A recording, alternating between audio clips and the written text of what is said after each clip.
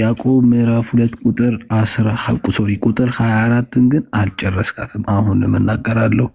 እዚህ ጋር 500 ሰው አለ። አድበስብሰና ያለፍካት 24ን ሊሎም በስርዓት አስረድተህ ከላይ እስከታች ጠቅሰህ ቁጥር 24ን የዘለልክበት ሁኔታ አልተመቸኝም። ስለዚህ ወንድሜ እባክህ 24 ቁጥርን አስረዳን። ምክንያቱም መጀመሪያም ተናግሬያለሁ። ገላትያ ምዕራፍ 5 አንድን ቁጥር ሂድና ጻፈው ያልኩ ቅድም ለዚሁ ነው።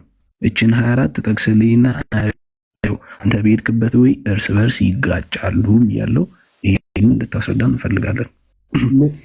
ቤካይ ምንም የሚጋጭ ነገር የለውም እና በሱ አይደል ዳንጂ።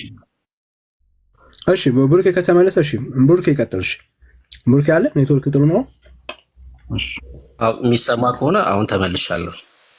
አሁን አሪፍ ነበር። ኦኬ እሺ ቀጥሉ። 24ን ቀጥላለን። እሺ ያዕቆብ 2:24 ነው ጥያቄው ነበር ቤካ። ላንብበው ላውጣና ከዛ ጥያቄን ዳኒ ላይ የቱስ ነበረ? እሺ አንተን ጠይቃለሁ። በቃ እሺ ይሁን፣ ችግር የለውም ስለሰማችሁ እና ደግሞ ባልሰማችሁም ዳኒ ምን ሊል እንደሚችል ስለማቅ ችግር የለውም። ቁጥር 24 ሰው በእምነት ብቻ ሳይሆን በስራ እንዲጸድቅ ታያላችሁ ይላል። እሺ ጥያቄ ምንድነው? እኔ ያው ዳኒሻው ይሄኛው ኖትቡክ ስለገለበጠው ነው እንጂ መጀመሪያም ተናግሬ ነበር። እምነት ፕላስ ስራ ነው ብያለሁ።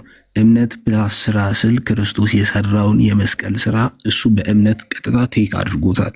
ይህ ደግሞ ኮምፕሊትሊ ትክክል አይደለም እያልኩ ነው። አይ አሁን አንተ ማብራሪያ ነው እየሰጠ ያለው። ጥያቄ ምንድነው ነው ያልኩህ እኔ። ቁጥር 24 ጥያቄ ዳኒ የሰው ልጅ ለመጽደቅ ወይም ደግሞ መንግስተ ሰማያትን ለመውረስ ማመን ብቻ በቂ ነው ብሏል። ብቻ ማመን ብቻ በቂ ነው ካለ ይሄው እዚህ ጋር ደግሞ ከያዕቆብ ጋር ይጣረሳል እሱ ያስተማረን ትምህርት እያልኩ ነው። እሺ ልመልስልህ። እሺ አሁን አግኝቼዋለሁ ጥያቄህን። በመጀመሪያ ደረጃ በእምነት ብቻ ወደ እግዚአብሔር ወደ መንግስተ ሰማያት ገብተናል ያለው ዳኒ አይደለም። የእግዚአብሔር ሐሳብ ነው፣ የዳኒ ሐሳብ አይደለም። ቅዱሱ ቃል ነው እንደዛ ያለን። እኛ ደግሞ ቅዱሱ ቃል ያለውን የተቀበልነው ማለት ነው። የዳኒ አይደለም እንደዛ ያለው። የምትጋጨው ከእግዚአብሔር ጋር እንጂ ከዳኒ አይደለም። ይሄን ሐሳብ ብትቃወም ማለት ነው። ታዲያ ያዕቆብ ምንድነው እያለን ያለው? ቁጥር 24 ላይ ሰው በእምነት ብቻ ሳይሆን በስራ እንዲጸድቅ ታያላችሁ። አሁን በስራ መጽደቁን ያ ሰውዬ በስራው ጻድቅ መሆኑን የሚያዩት እነማን ናቸው? ተመልካች የሆኑ ሰዎች ናቸው። አየህ እግዚአብሔር በእግዚአብሔር ፊት በስራው ትጸድቃለህ ወይ ደግሞ ስራክ በእግዚአብሔር ፊት ያጸድቅሃል አይደለም እያለ ያለው ያዕቆብ። ታያላችሁ የተባሉት እነማን ናቸው? ያ ሰው በስራው በእግዚአብሔር ፊት ጻድቅ መሆኑን ይገልጣል ነው። ላንብበው ድጋሜ እንድታስተውለው ማለት ነው።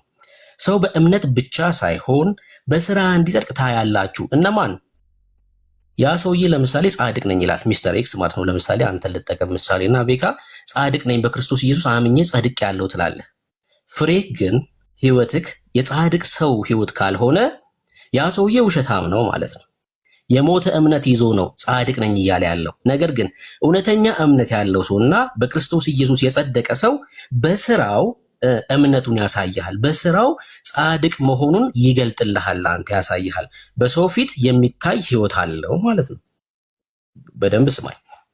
ለዛ ነው ከላይ ስለ ማዳላት እያወራ የሚመጣው ያዕቆብ። ለምሳሌ አንድ የቆሸሸ ሰው ወደ ጉባኤያችሁ ቢመጣ ወይ ወደ ሰርግ ቢመጣ ወይ ደግሞ የከበረ ልብስ የለበሰን ቢመጣ እንደዚሁ ለዛ መልካም ስፍራ ብትሰጡት፣ ለቆሸሸ ልብስ ለለበሰው ደግሞ አንተ ከእግሬ በታች ተቀመጥ ብትሉት ማዳላታችሁ አይደለምን ይላል ያዕቆብ። ሰው በሰው ፊት የሚታይ ህይወት አለው። ምን?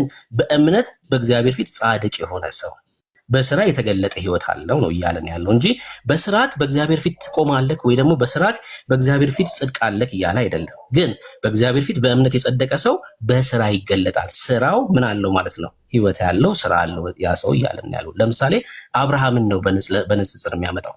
በእምነት የጸደቀው አብርሃም ልጁን መስዋዕት አድርጎ እንዲያቀርብ ሲጠየቅ እምነቱ እውነተኛ ስለነበር ለልጁን ይዞ ወጣ፣ መስዋዕት ለማድረግ ማለት ነው። በእምነት ይዞ ወጣ።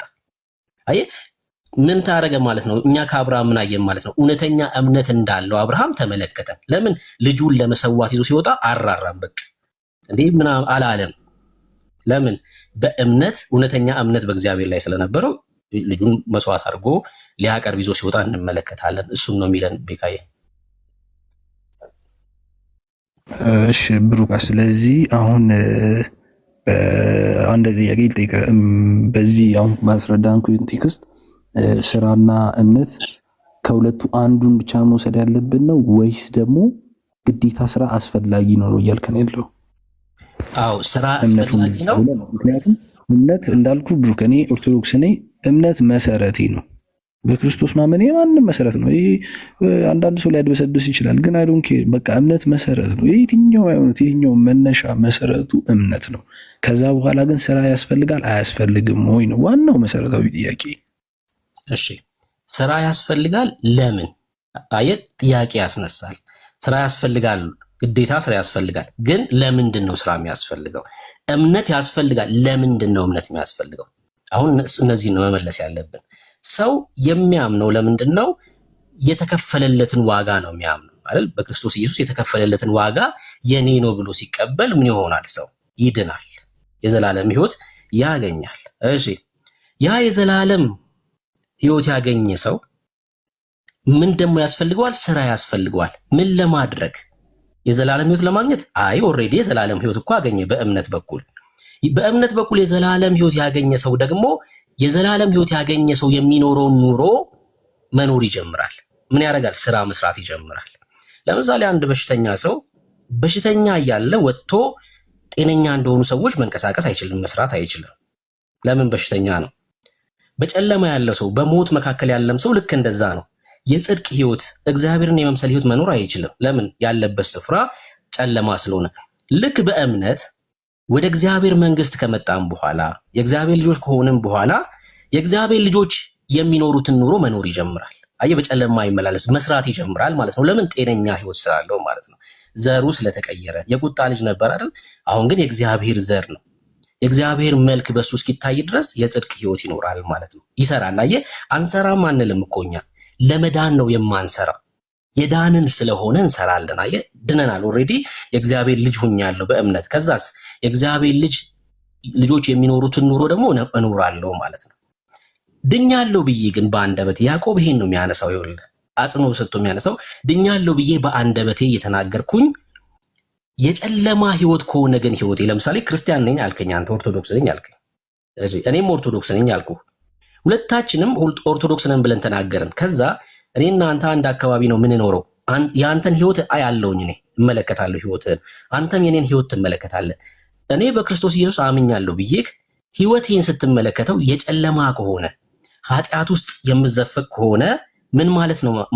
ያዕቆብ ምን እያለ መሰለ? የብሩክ እምነት የሞተ ነው። የሞተ እምነት ደግሞ አያድንም። አየህ አንደበቴ ላይ ነው እንጂ አምናለሁ እያልኩ ያለሁት እውነተኛ እምነት የለኝም። የሞተ እምነት ያለው ሰው ህይወት የለውም። እውነተኛ እምነት እሺ፣ አንተስ ደግሞ በመልካም ህይወት እየተመላለስክ ምናምን ካየውክ እምነትክ ምንድነው? እውነተኛ እምነት ነው። የሞተ እምነት አይደለም። የሞተ እምነት ስለሌለክ በክርስቶስ ኢየሱስ እውነተኛ እምነት ስላለክ በግንዱ ላይ ስለሆንክ ምን ማፍራት ትጀምራለህ። ህይወት አለ ካንተ። ሰው እንመለከታለን። አንድ ሰው ክርስቲያን ነኝ ብሎ ህይወቱን እናያለን። ምልልሱ የጨለማ ከሆነ ኃጢአት ከሆነ የተዘፈቀ ከሆነ ያ ሰውዬ አንደበቱ ላይ ነው እምነቱ ያለው ማለት እውነተኛ እምነት አይደለም፣ የሞተ እምነት ነው። ባለመስራታችን እምነታችን ይሞታል አይደለም እያለ ያለው። ለምሳሌ ይሞታል የሚል ቃል ከተጠቀምን ህይወት አለው ማለት ነው አይደለ? ይሞታል ካልን ወይ ደግሞ እየሞተ ነው ካልን ባለመስራቱ ምክንያት እየሞተ ነው፣ እየሞተ ያለ እምነት አለን ማለት ነው። ይሄ ግን ኦልሬዲ ስራ ከሌለክ፣ በሰው ፊት የሚታይ ስራ ከሌለክ የሞተ እምነት ነው ያለክ። ኦልሬዲ የሞተ እምነት ነው። የሞተ እምነት ደግሞ አያድንም። ያ ሰውዬ ምንድነው ማለት ነው? የቁጣ ልጅ ነው ማለት ነው። ኦልሬዲ ዝም ብሎ ግን እኔ ኦርቶዶክስ ነኝ ይላል፣ እኔ ክርስቲያን ነኝ ይላል፣ ቤተክርስቲያን ሊሄድ ይችላል። ያ ሰውዬ ያገኝተኛል። የዳነ ሰው ግን ይሰራል ነው። አየህ ስራና እምነት የማይነጣጠለው ለዛ ነው። የዳነ ሰው ስራ ስላለው ህይወት በህይወት መገለጥ ስለሚጀምር ማለት ነው። ቤቃይ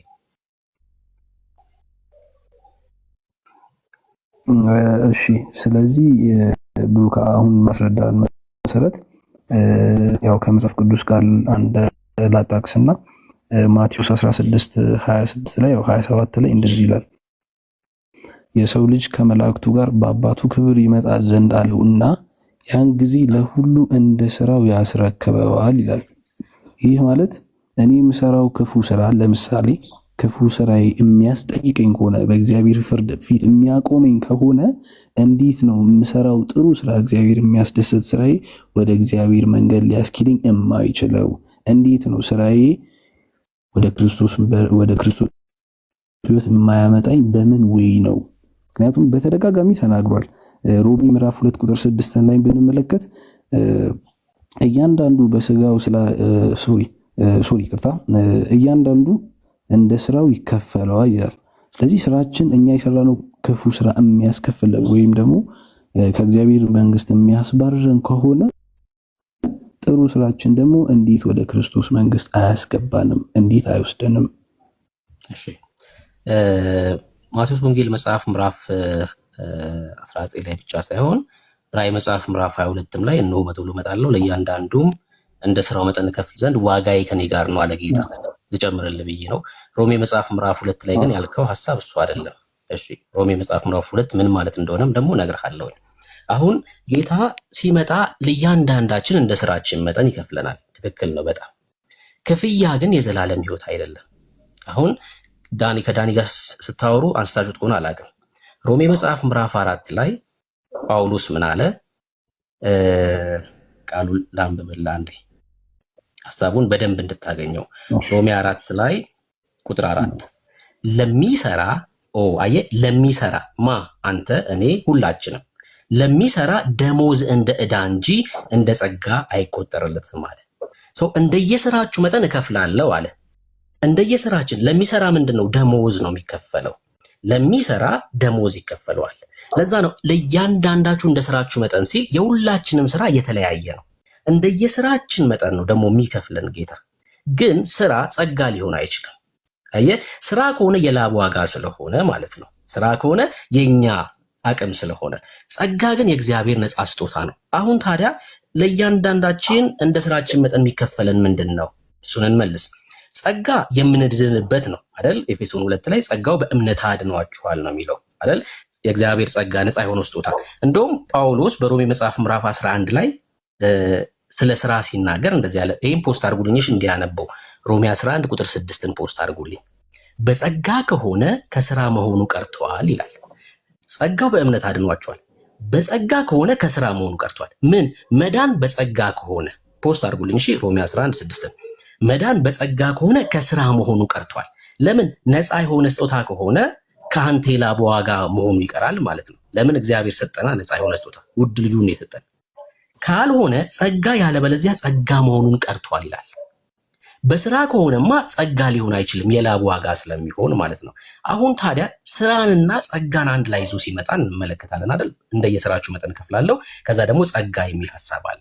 በጸጋ የዳኑ ልጆች ወይ ደግሞ የእግዚአብሔር ልጆች የሆኑ ሰዎች በጸጋው አምነው የዳኑ የእግዚአብሔር የሆኑ ልጆች በእግዚአብሔር መንግስት ውስጥ ምን ያደርጋሉ እያሉ ቅድም ይሰራሉ፣ ስራ ይሰራሉ፣ መልካም ህይወት አላቸው። ወንጌል ስራ ነው፣ ትልቅ ስራ ነው። በቃ በእግዚአብሔር መንግስት ውስጥ ትልቁ ስራ ወንጌል ነው። ሰው ያገለግላሉ። እንደ አገልግሎታችን መጠን እግዚአብሔር መጥቶ ምን ያደርጋል? ይከፍለናል። ጌታ ክርስቶስ ኢየሱስ ማለት ነው ይከፍለናል። ለእያንዳንዳችሁ እንደ ስራችሁ መጠን እከፍላለሁ አለ። ምንድነው ይሄ? ሪዋርድ ነው። አሁን የዘላለምን ህይወትና ክፍያን መለየት አለብን። የዘላለም ህይወት ጸጋ ነው፣ በጸጋው በኩል አግኝተናል። ከዛ እንሰራለን፣ እዚህ መንግስት ውስጥ እንሰራለን። ከዛ እንደየስራችን መጠን ደግሞ የሁላችንም ለምሳሌ ማርያም አለች፣ ጳውሎስ፣ ጴጥሮስ፣ ከዛ ደግሞ እኛ በዚህ ዘመን ያለን ክርስቲያኖች የእያንዳንዳችን ስራ እኩል አይደለም። እንደየስራችን መጠን ሽልማት አለን፣ ሪዋርድ ወይ ደግሞ አክሊል ማለት ነው። እና ስለሱ ነው የሚናገረው ጌታ። እንደየስራችን መጠን ይከፍለናል። የዘላለም ህይወትስ እሱ ጸጋ ነው። በእግዚአብሔር መንግስት ውስጥ አንድ ሰው ስራው ተመዝኖ ለምሳሌ ጌታ መጣና እንደየስራችሁ መጠን ሊከፍለን ሲል ስራችን ተመዝኖ ቢወድቅብን ምን እንሆናለን? ቢወድቅ ማለት ስራችን ተመዘነ፣ ስራችን በእግዚአብሔር ፊት ባዶ ሆነ። እሺ ምን እንሆናለን? የዘላለም ህይወት እናጣለን? በጭራሽ እንደዛ አይልም። ጳውሎስ በቆሮንቶስ መልእክቱ ላይ እንደዚህ ያለ ተመልከተ። ይሄን ጥቅስ ከፍቼ ባሳይህ ደስ ይለኛል።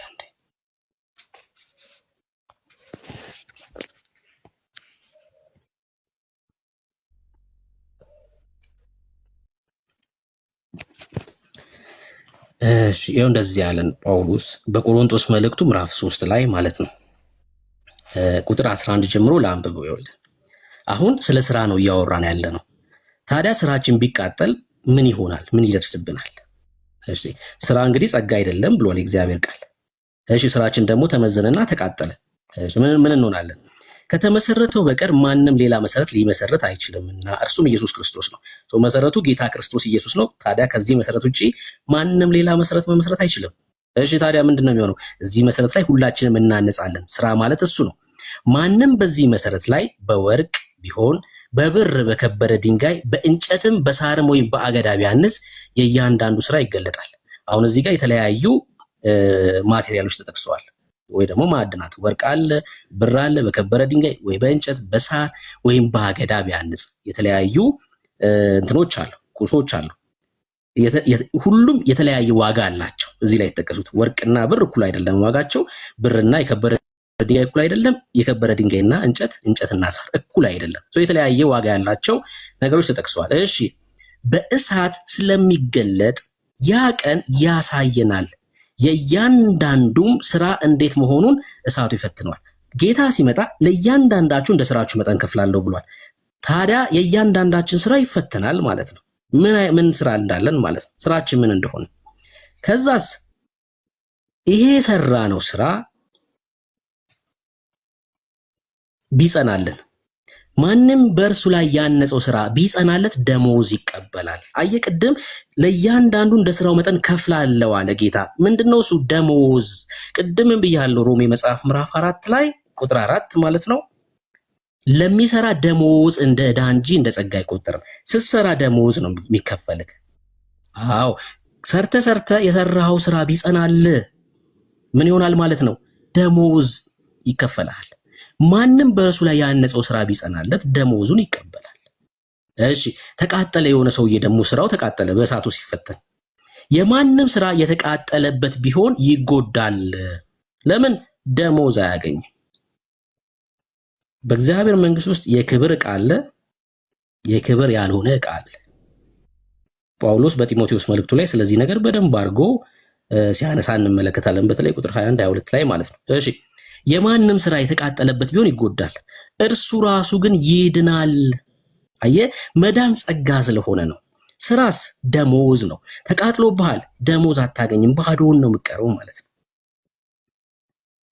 ባዶውን ትቀራለህ። ነገር ግን በእሳት እንደሚድን ይሆናል። ክብር አልባ ማለት ነው። አክሊል የሌለው መዳን ማለት ነው። ክብር አልባ የሆነ ለምን?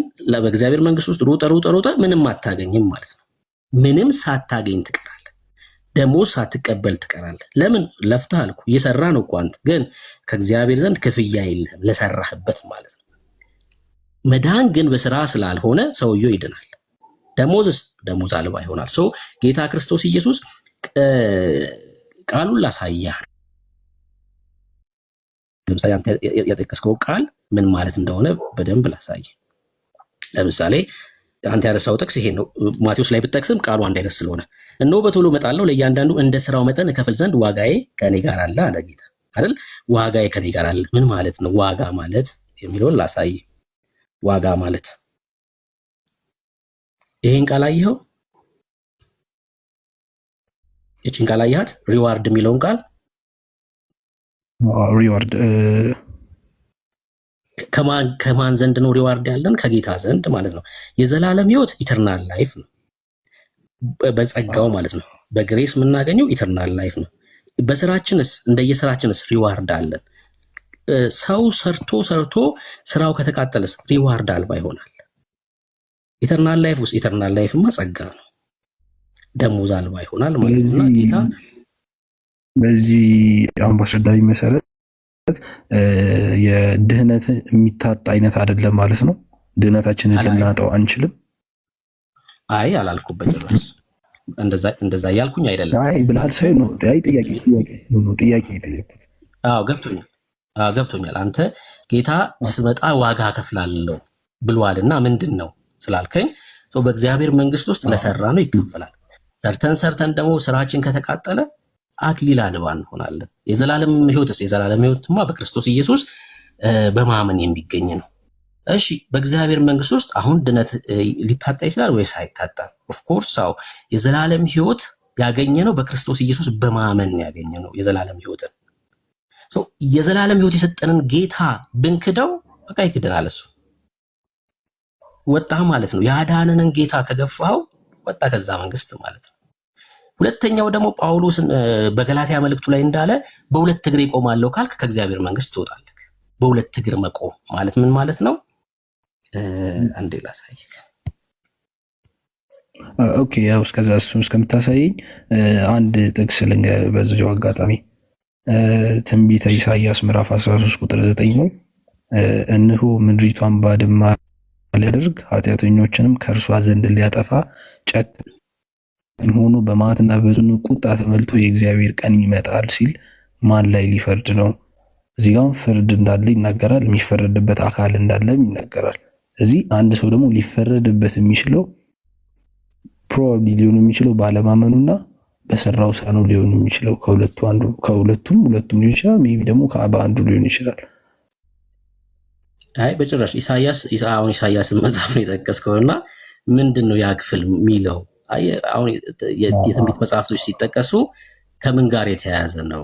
አሁን ለምሳሌ ጌታ ከመወለዱ ከ720 ዓመት በፊት ነው ኢሳያስ ያን ትንቢት ሲናገር፣ በነ ኦዚያን ዘመን ማለት ነው ሲናገር የምንመለከተው። ስለምንድን ነው የሚያወራው? ለምሳሌ የኢሳያስ ትንቢት ላይ የእስራኤልን መማረክ ከምርኮ ደግሞ ስለሚመለሱ ሰዎች ተናግሯል። ስለምንድን ነው የሚያወራው? ሲጀምር የህግ ዘመን ነው ዘመኑ ራሱ ማለት ነው። አሁን የህግ ዘመን አይደለም ያለንበት ዘመን የጸጋ ዘመን ነው። ልክ ክርስቶስ ኢየሱስ እስኪሰቀል ድረስ የነበረው ዘመን የህግ ዘመን ተብሎ ይታወቃል።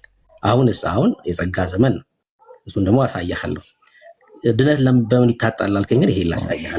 አንደኛው ያዳነንን ጌታ በመግፋት፣ ሁለተኛውስ በሁለት እግር በመቆም የዘላለም ህይወት ይታጣል። በሁለት እግር መቆም ማለት ልክ ገላትያ ቤተክርስቲያን ላይ በክርስቶስ ኢየሱስ በማመን እና መገረዝ። በነገራችን ላይ አንድ ሰው መገረዝን ሲያስብ ህግን ሁሉ እንዲፈጽም ግድ አለበት። አንድ ብለህ ከጀመርክ መገረዝን ህግን ሁሉ መፈጸም አለበት። በሁለት እግር መቆም ማለት ኢየሱስና ህግ ላይ መቆም ማለት ነው። ልክ ኢየሱስ ያድነኛል ከዛ ህግ ያድነኛል ወይ ደግሞ በስራ ይድናለሁ ስትል በህግ ልትጸድቁ የምትፈልጉ ከክርስቶስ ተለይታችሁ ከጸጋው ወድቃችኋል ይላል። ይሄ ልዩ ወንጌል ይባላል። ይሄ የተረገመ ወንጌል ነው። በክርስቶስ ኢየሱስ እና ህግ ስትል በሁለት እግር ስትቆም ከጸጋው ትወድቃለህ። ለምን? ቅድም ብያለሁ፣ በጸጋ ከሆነ ከህግ መሆኑ ቀርቷል ብሎናል። በሁለት መንገድ መግባት የለም። ተከፍሏል እስከ የምንገባበት ክፍያ በክርስቶስ ኢየሱስ። እኔም ግን ከፍዬ ጋር ባለው ካልክ ከክርስቶስ ትወድቃለህ። በቃ ራስህን ችለህ ከፍለህ ትገባለህ። ሰው ደግሞ በክርስቶስ ኢየሱስ ሳይሆን በራሱ ከፍሎ በእግዚአብሔር ፊት መቆም ይችላል። ጽድቃችን የመርገም ጨርቅ ነው በእግዚአብሔር ፊት። አይደለም ኃጢአት ጽድቃችን አያቆምንም። አይደለም ኃጢአት ሰርተን በድለን አይደለም፣ ጽድቃችን እንኳን የመርገም ጨርቅ ነው በእግዚአብሔር ፊት። ታዲያ ምንድነው በሁለት እግር መቆም? ክርስቶስና ስራ ብለህ ለመዳን ስታስብ ከጸጋው ትወድቃለህ። ለምን? ነፃ የሆነውን ስጦታ እየገፋክ ስለሆነ ማለት ነውና በእነዚህ በሁለቱ መንገድ የዘላለም ህይወትን ሚስት ታደርጋለህ ማለት ነው። አንድ ነገር ልጨምርልህ። አሁን አንተ ኦርቶዶክስ ነህ አይደል? አንድ ሚስጥር ላሳይክ። እግዚአብሔር ልጅ ነው? አዎ በሚገባ የእግዚአብሔር ልጅ ነው። መንግስተ ሰማይ ገብታል ወይስ አልገባም? እኔ አሁን አልገባሁም። እኔ ምድር ላይ ነው ያለሁት። እንግዲህ ሰዓቴ ሲደርስ ራሱ ያስገባኛል ክርስቶስ ራሱ። አሁን ግን ምድር ላይ ነው ያለሁት። የማንም ሰው ፍላጎቱ ደግሞ መንግስተ ሰማያትን መውረስ ነው። እኔም ፍላጎቴ እሱ ነው። አይ ቃሉ እኔ ያልኩትን ቃል ነው ደግመህ ማለት ያለብህ። እኔ ያልኩትን ቃል እኔ አሁን መንግስተ ሰማያት ወርሰሃለሁ ያለው መንግስተ ሰማያት ገብተሃል ወይስ አልገባህም ነው ጥያቄ። አልገባሁም እንዴ? መንግስተ ሰማያት አልገባህም። እሺ ጴንጤዎች መንግስተ ሰማያት ገብታችሁ ወይስ አልገባችሁም? እሺ ቆይ አንተ አልገባሁም ስላልከኝ እሺ አንድ ነገር ላሳይክ እንድታዩ ስለፈለኩ። መንግስተ ሰማይ ገብታችሁ ወይስ አልገባችሁም? ጴንጤዎች ክርስቲያኖች ገብታችኋል መንግስተ ሰማይ ወይስ አልገባችሁ? ገብቻለሁ የሚል እስኪ አንዳንድ ቁጥር ይጻፍ። መንግስተ ሰማይ ገብቻለሁ፣ ፋና ገብቻለሁ ትላለች። አይ ጴንጤ ደፋር ነው። ይኸውልህ ጴንጤዎች ደፋር ናቸው። ገብተናል፣ ምህረት ገብቻለሁ እያለች ናት። እሺ ገብተናል። አንዳንድ ቁጥር እየጻፉ ነው። እሺ አንተ አሁን መንግስተ ሰማይ በራሳቸው ዲሳይድ እያደረጉ አይ ስለሚያነቡ ነው የእግዚአብሔር ቃል ላሳይህ ነው። አንድ ሚስጥር ላሳይህ። እሺ መንግስተ ሰማይ ካልገባህ የትኛው መንግስት ውስጥ ነው አንተ ያለኸው? መንግስተ ሰማይ ማለት የእግዚአብሔር መንግስት ማለት ነው አይደል? አቆይ መንግስተ ሰማይ ማለት የእግዚአብሔር መንግስት ማለት ነው አይደል? አዎ። እሺ አንተ የትኛው መንግስት ውስጥ ነው ያለው? አሁን ምድር ላይ ነኝ እንዴ? አይ ምድር ላይማ ሁላችንም ምድር ላይ ነን። እኔ ስለ ኪንግደም ነው እያወራሁ ያለሁት። የትኛው ኪንግደም ነው አንተን ሊድ እያደረገህ ያለው አሁን? እየጠየቅኝ ያለው ጥያቄ ባይዞ ሲምፕል ጥያቄ ነው፣ መልሼ እላለሁ። ምድር ላይ ያለ ነው። ምድር ላይማ አልኩህ እኮ ይኸውልህ፣ ምድር ላይ ሁላችንም እኛም ጴንጤዎችም ምድር ላይ ያለ ነው። እኔ ስለ ኪንግደም ነው እያወራሁ ያለሁት። አየህ ለምሳሌ ሁለት መንግስት ነው አይደል ያለው? የጨለማው መንግስትና መንግስት አለች፣ የእግዚአብሔር መንግስት። የጨለማው መንግስት ደግሞ አጋንንት አለች፣ ከዛ የክርስቶስ መንግስት ነው የእግዚአብሔር መንግስት። አዎ የትኛው መንግስት ውስጥ ነው ያለው ማለት? አሁን እኮ ምድር ላይ ነኝ ያልኩህ እኮ ብሩክ። ወደ የትኛው ነው የምትገባው? አይ ቲንክ ጥያቄው ወይ አስተካክለው። ወደ የትኛው ነው የምትገባው? አይነት እንደዛ እኛ ቆየን ከገባን ላሳይክ። ሚውት አድርገውና ላሳይክ። ስለ ስፍራ አይደለም እያወራን ያለው አሁን። ምድር ምናምን ስፍራ ነው አይደል? ስለ ኪንግደም ነው እያወራው ያለሁት እኔ። ጳውሎስ በቆላስይስ መልእክቱ ላይ እንደዚህ ያለን ተመልከቱ። ክብር ለኢየሱስ ብቻ ይሁን። እርሱ ከጨለማ ስልጣን አዳነን። ይሄ የጨለማው ስልጣን አንደኛው ኪንግደም ነው አይደል? ከእርሱ ከጨለማው ስልጣን አዳነን፣ ቤዛነቱንም እርሱንም የኃጢአት ስርየት ወዳገኘንበት ወደ ፍቅሩ ልጅ መንግስት እንፈልሳለን ነው የሚለው። ያፈልሰናል ነው የሚለው። አፈለሰን። ወዴት ነው የፈለስነው? ወደ ፍቅሩ ልጅ መንግስት ፈልሰናል። ኦልሬዲ እኛ ወደ እግዚአብሔር መንግስት ነው የገባ ነው። ከየትኛው ከጨለማው ስልጣን ድነናል። ኪንግደም ነው የቀየርነው። ኪንግደም ነው የቀየርነው። የዘላለም ህይወት ማለት ይሄ ነው። እግዚአብሔር ልጅነት ማለት ነው። የእግዚአብሔር ልጆች ደግሞ ኪንጋቸው እግዚአብሔር ነው። ወደዚህኛው ኪንግደም ንጉስ ወደ የሚመራበት ኪንግደም ነው የፈለስ ነው። ይኸው የኃጢአት ስርየት ወዳገኘንበት ወደ ፍቅሩ ልጅ መንግስት አፈለሰን ይላል። መፍለስ ማለት ከሆነ ስፍራ ወደ ሆነ ስፍራ መሄድ ማለት ነው። ቀድሞ የት ነበርን? እርሱ ከጨለማ ስልጣን አዳነን። በዚህኛው ይሄ ማለት የቁጣ ልጆች ማለት ነው። በኤፌሶን መልእክቱ ላይ ጳውሎስ እንደዚህ ያለ ምዕራፍ 2 ላይ በበደላችሁና በኃጢአታችሁ ሙታን ነበራችሁ። አየህ ይሄኛው ኪንግደም ማለት ነው። በእርሱም በዚህ ዓለም እንዳለው ኑሮ በማይታዘዙት ልጆች ላይ አሁን ለሚሰራው መንፈስ አለቃ እንደሆነው በአየር ላይ ስልጣን እንዳለው አለቃ ፍቃድ በፊት ተመላለሳችሁባቸው። በእነዚህም ልጆች መካከል እኛ ሁላችን ደግሞ የስጋችን የልቦናችን ፍቃድ እያደረግን በስጋችን ምኞት በፊት እንኖር ነበር። መቼ በፊት? እንደ ሌሎችም ደግሞ ከፍጥረታችን የቁጣ ልጆች ነበርን። ምን ነበርን? ከፍጥረታችን የቁጣ ልጆች ነበርን።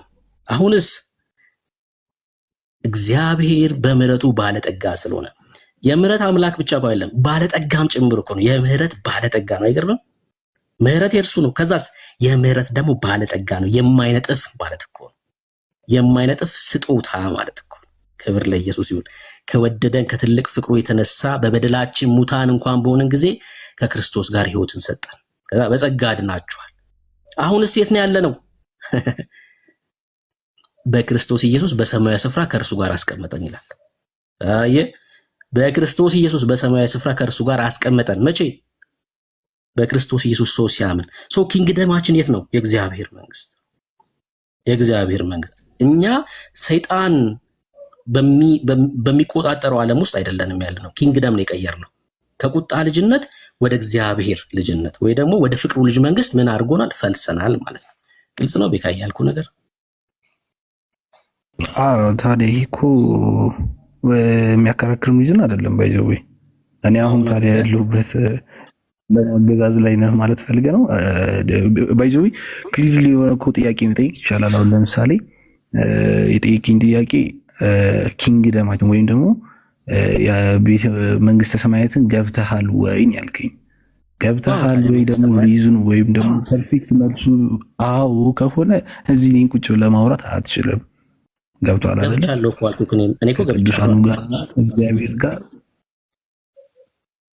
ያ እንግዲህ በድፍረት እንደዚሁ በደፈና ገብቻለሁ አልልም።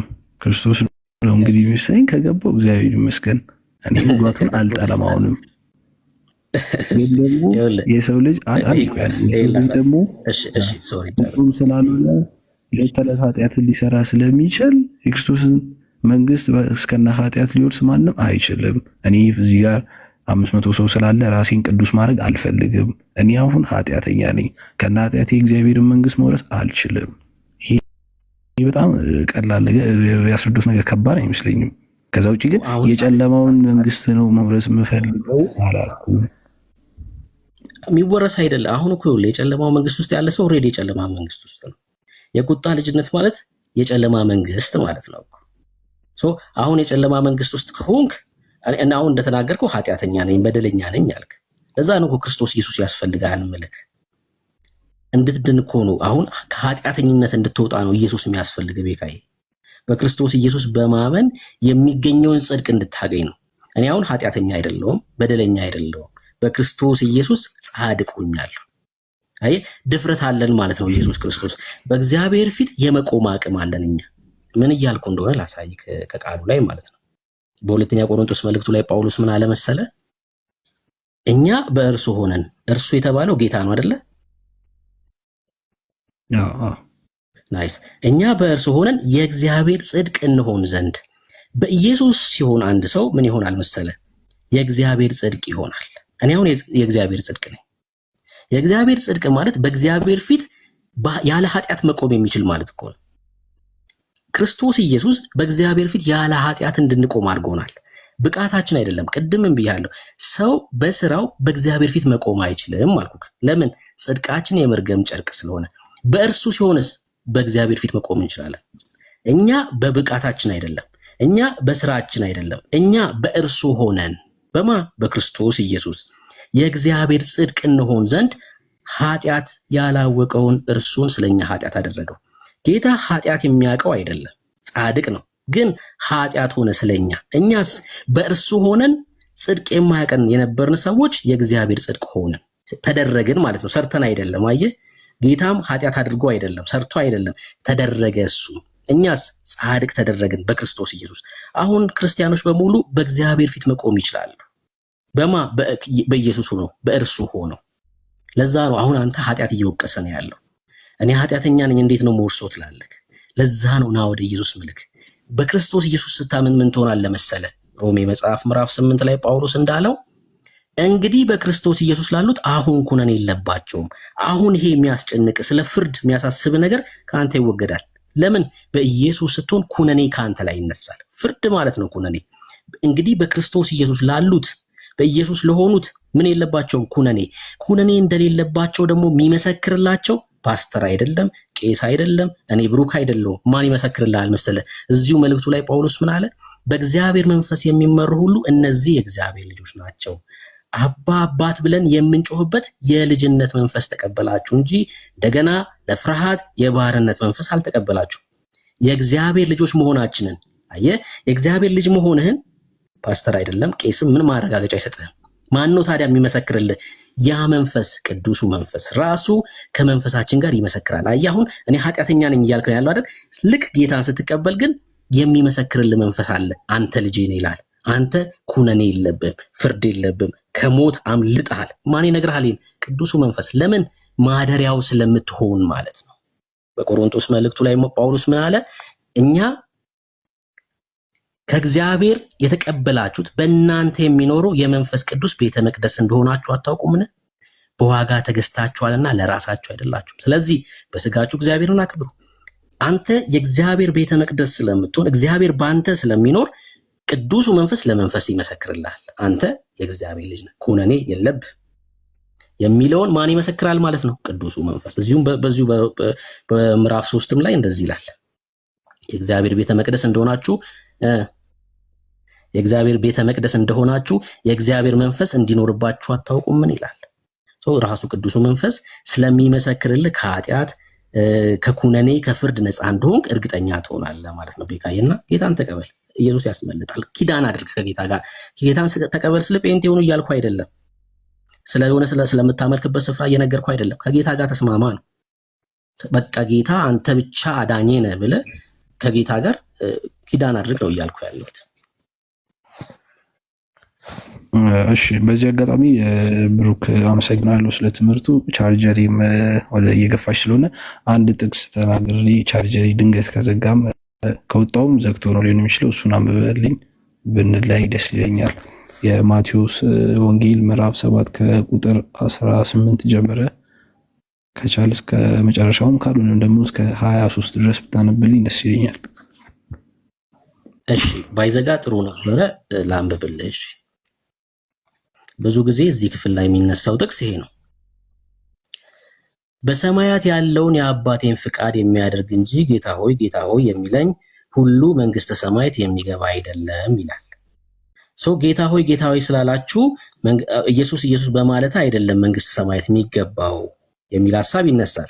ክፍሉ እንደዛ እያለ ነው አይደለም በጭራሽ። ይሄው ቁጥር 15 ላይ የዚህ ክፍል አውድ የሚጀምርበት ነው። የበግ ለምድ ለብሰው ከሚመጡባችሁ በውስጣቸው ግን ነጣቂ ተኩላ ከሆኑ ከሐሰተኛ ነቢያት ተጠንቀቁ ይላል። እዚህ ክፍል ላይ ስለ ክርስቲያኖች ሳይሆን ነጣቂ ስለሆኑ ሐሰተኛ ነቢያት ይናገራል። ምን የለበሱ? የበግ ለምድ የለበሱ። እነሱስ ማንነታቸው ተኩላዎች ናቸው። ክርስቲያን ተኩላ አይደለም፣ በግ ነው። የበግ ለምድ የለበሰ ሳይሆን በግ ነው ራሱ። እነዚህስ የበግ ለምድ የለበሱ ናቸው፣ ሐሰተኞች ናቸው። እነሱስ በውስጣቸው ግን ነጣቂ ተኩላዎች ናቸው። እሺ፣ ከፍሬያቸው ታውቋቸዋላችሁ ምን እንደሆኑ፣ ነጣቂ ተኩላዎች እንደሆኑ። ከእሾህ ወይን ከኩርንችትስ በለስ ይለቀማልን? ኧረ በጭራሽ። እንዲሁ መልካም ዛፍ ሁሉ መልካም ፍሬ ያደርጋል። መልካም ዛፍ ኢየሱስ ነው። በኢየሱስ ላይ ስትሆን መልካም ፍሬ ታደርጋለህ እያለ ነው። ያስታውቃል። ፍሬክ እውነተኛ በግ ስትሆን ከፍሬ ይታወቃል። መልካም ዛፍ ላይ ስለምትሆን፣ ክፉም ዛፍ ክፉ ፍሬን ያደርጋል። እነዚህ ፍሬያቸው ይታወቃል። ምንድነው? ክፋት ነው። በግ ለምድ ለብሷል፣ ግን ተኩላዎች ናቸው። እሺ፣ መልካም ዛፍ ክፉ ፍሬ ማፍራት ወይም ክፉ ዛፍ መልካም ፍሬ ማፍራት አይቻለውም። መልካም ዛፍ ከሆንክ በመልካሙ ዛፍ ላይ በክርስቶስ ላይ ከሆንክ ክፉ ፍሬ ማፍራት አትችልም። ክፉ ዛፍ ላይ ደግሞ ከሆንክ መልካም ፍሬን ማፍራት አትችልም። እሺ፣ መልካም ፍሬ የማያደርግ ዛፍ ሁሉ ይቆረጣል፣ ወደ እሳትም ይጣላል። ለምን? ሐሰተኛ ስለሆነ ማለት ነው። እውነተኛ ስላልሆነ፣ በግ ስላልሆነ። ስለዚህ ከፍሬያቸው ታውቋቸዋላችሁ። አሁን እዚህ ጋር በደንብ ስሙን። በሰማያት ያለውን የአባቴን ፍቃድ የሚያደርግ እንጂ ጌታ ሆይ የሚለኝ ሁሉ መንግስት ሰማያት የሚገባ አይደለም። እነዚህ እኮ ጌታ ይላሉ፣ ግን እውነተኛ በክርስቶስ ኢየሱስ አምነዋል? አላመኑም። እሱን ላሳያችሁ ነው። ለምን? ተኩላዎች ናቸው። በዚያን ቀን ብዙዎች ጌታ ሆይ በስምህ ትንቢት አልተናገርንምን? በስምህ አጋንንት አላወጣንምን? በስምህ ብዙ ተአምራት አላደረግንም ይሉኛል። እነዚህ ሰዎች ወደ ሲኦል ሲጣሉ ምን ይላሉ? አረ በስምህ እኮ እንደዚህ አድርገናል። ጌታ አይደለም የመሰከረላቸው፣ ሰዎቹ ናቸው ድርጊታቸውን እየተናገሩ ያሉት። ጌታስ ምን ይላቸዋል? ከቶ አላውቃችሁም ይላቸዋል። እናንተ አመፀኞች ከኔ ራቁ ብዬ እመሰክራለሁ። አመፀኞች ናቸው እነዚህ ሰዎች። ተመልከቱ፣ አመፀኞች ናቸው እነዚህ። አረ በስምህ እኮ እንደዚህ አድርገናል፣ ትንቢት ተናግረናል፣ አጋንንት አወጥተናል። ጌታስ አመፀኞች ይላቸዋል። ለምንድነው ጌታ አመፀኞች ያላቸው? የአባቱን ፍቃድ ባለማድረጋቸው ነው። ቁጥር 21 ላይ በሰማያት ያለውን የአባቴን ፍቃድ የሚያደርግ እንጂ ጌታ ሆይ የሚለኝ ሁሉ መንግስት። አሁን እዚህ ክፍል ላይ ንጽጽሩ የአባት ፍቃድ ማድረግ ነው። የአባቴን ፍቃድ ካደረጋችሁ ልጆቼ ናችሁ፣ የእግዚአብሔር መንግስት የእናንተ ነው። ካልሆነስ ጌታ ስላልከኝ አይደለም። የአባቱ ፍቃድ ምንድን ነው? ዮሐንስ ወንጌል መጽሐፍ ምዕራፍ 6 ላይ የአባቱን ፍቃድ ዮሐንስ ነገረን። ይኸውላችሁ ከሰጠኝም የአባቱን ፍቃድ ላሳያችሁ፣ ሁሉ አንድ እንኳን እንዳላጠፋ በመጨረሻው ቀን እንዳስነሳው እንጂ የላከኝ የአብ ፍቃድ ይሄ ነው። የአባቱን ፍቃድ ተመልከቱ። ልጅንም አይቶ በእርሱ የሚያምን ሁሉ የዘላለም ሕይወት እንዲያገኝ እንጂ እንደገና ላንብቡ። ልጅንም አይቶ በእርሱ የሚያምን ሁሉ የዘላለም ሕይወትን እንዲያገኝ የአባቴ ፍቃድ ይህ ነው፣ እኔም በመጨረሻው ቀን አስነሳዋለሁ። የአብ ፍቃድ ምንድን ነው? ልጅን አይቶ በእርሱ የሚያምን ነው። ልጅ ማን ነው? ጌታ ክርስቶስ ኢየሱስ። አይቶ በኢየሱስ የሚያምን የዘላለም ሕይወት እንዲያገኝ የአባቱ ፍቃድ ነው። ታዲያ እነዛ ሰዎች አመፀኞች ናቸው፣ ተኩላዎች ናቸው፣ የበግ ለምድ የለበሱ እንጂ እውነተኛ እምነት ያላቸው ክርስቲያኖች በጎች አይደሉም። የአባቱን ፍቃድ ማድረግ የዘላለም ሕይወት ነው። የአባቱ ፍቃድ ምንድነው? በልጅ ማመን ነው፣ በክርስቶስ ኢየሱስ ማመን ነው። ማቴዎስ ላይ ያሉት እነዚህ ጌታ ጌታ የሚሉት እውነተኛ አማኞች ሳይሆኑ ሐሰተኞች ናቸው፣ ተኩላዎች ናቸው። ቤካይ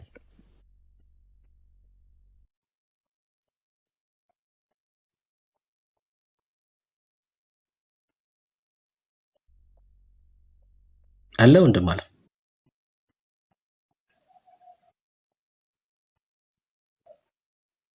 እሺ ምናልባት እንዳለው ስልኩ ዘግቶ ነው የሚሆነው እንጂ ይመልስልን ነበር። እሺ አለክ አለው። እሺ ግን አሁን ኦልሞስት አያወራውም ሊዘጋብኝ ይችላል። ኦልሞስት 1% ብሎብኛል። እሺ ቻርጅ አድርጌው ደግሞ እንትን ይልብኛል ይሞቅብኝ ስለሚችል ለዛ ነው። እሺ እኮ የምትለውን ነገር እንስማት ባለክ ቻርጅ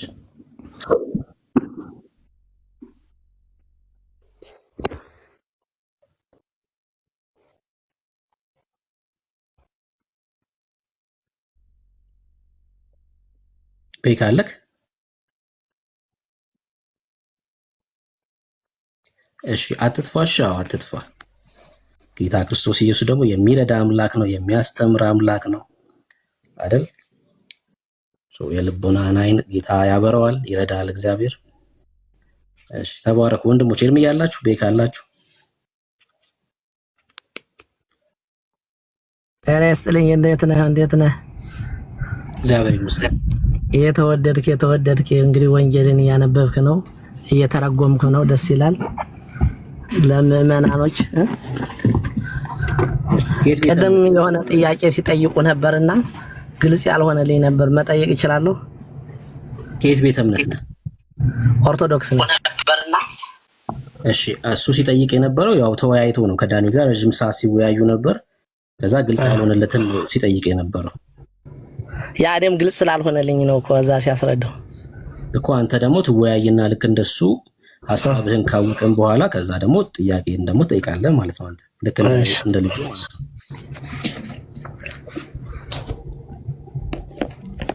እንደዛ ትችላለህ። እሺ ዳኒ ያለክ በትልቁ ሁን።